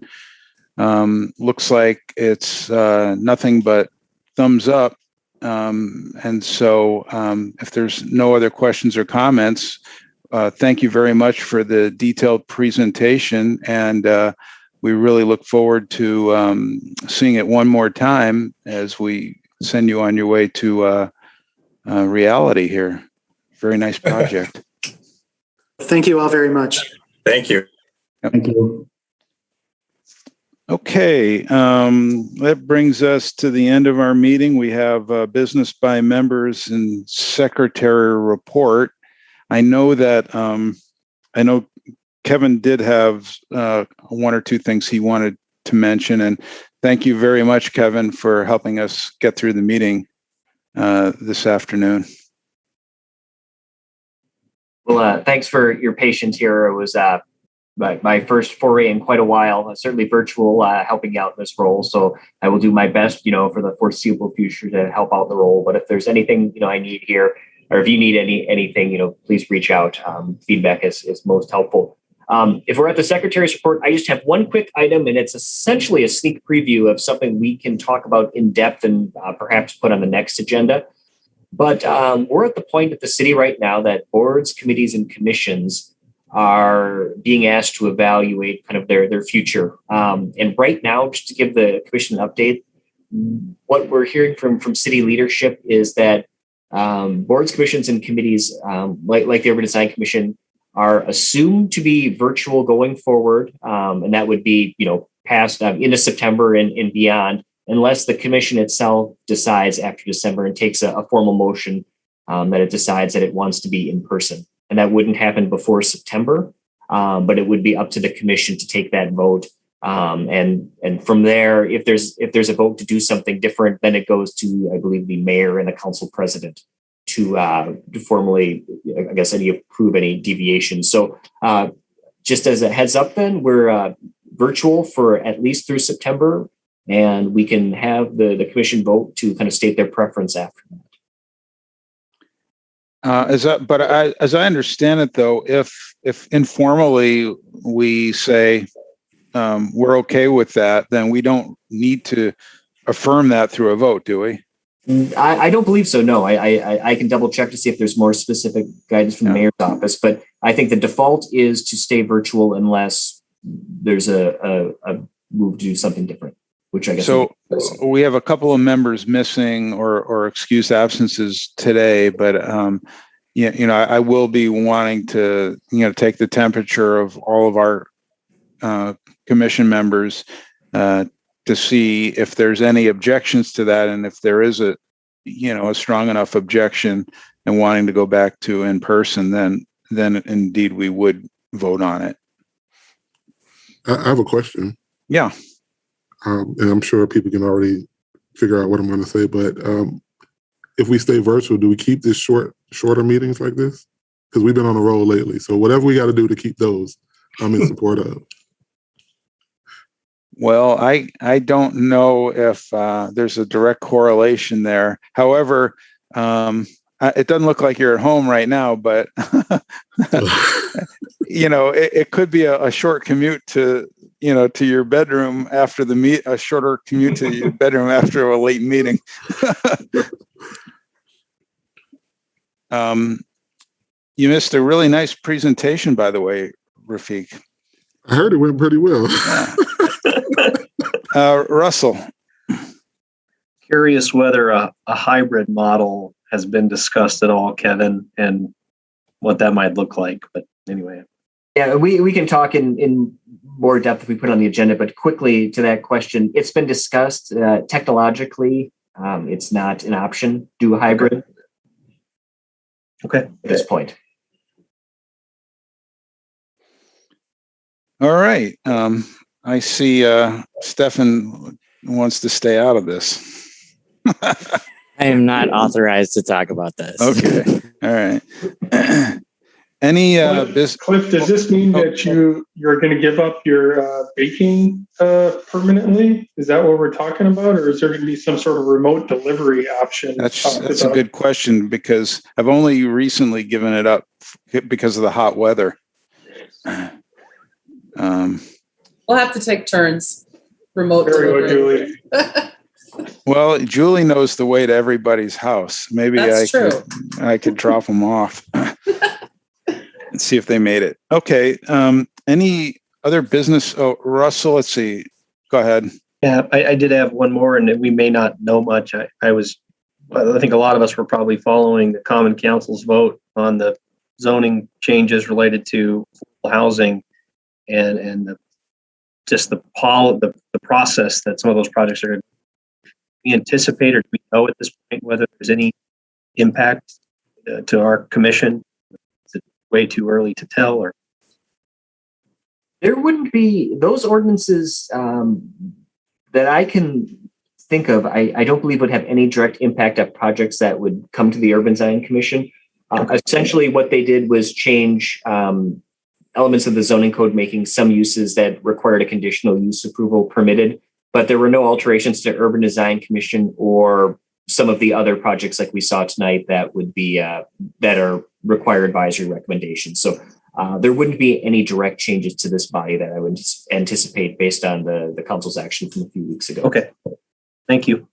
Yeah, I think a lot of those missing middle kind of buildings weren't like residential building complexes. They might be one-off buildings. So unless they were in an urban design district, we wouldn't necessarily see them anyway.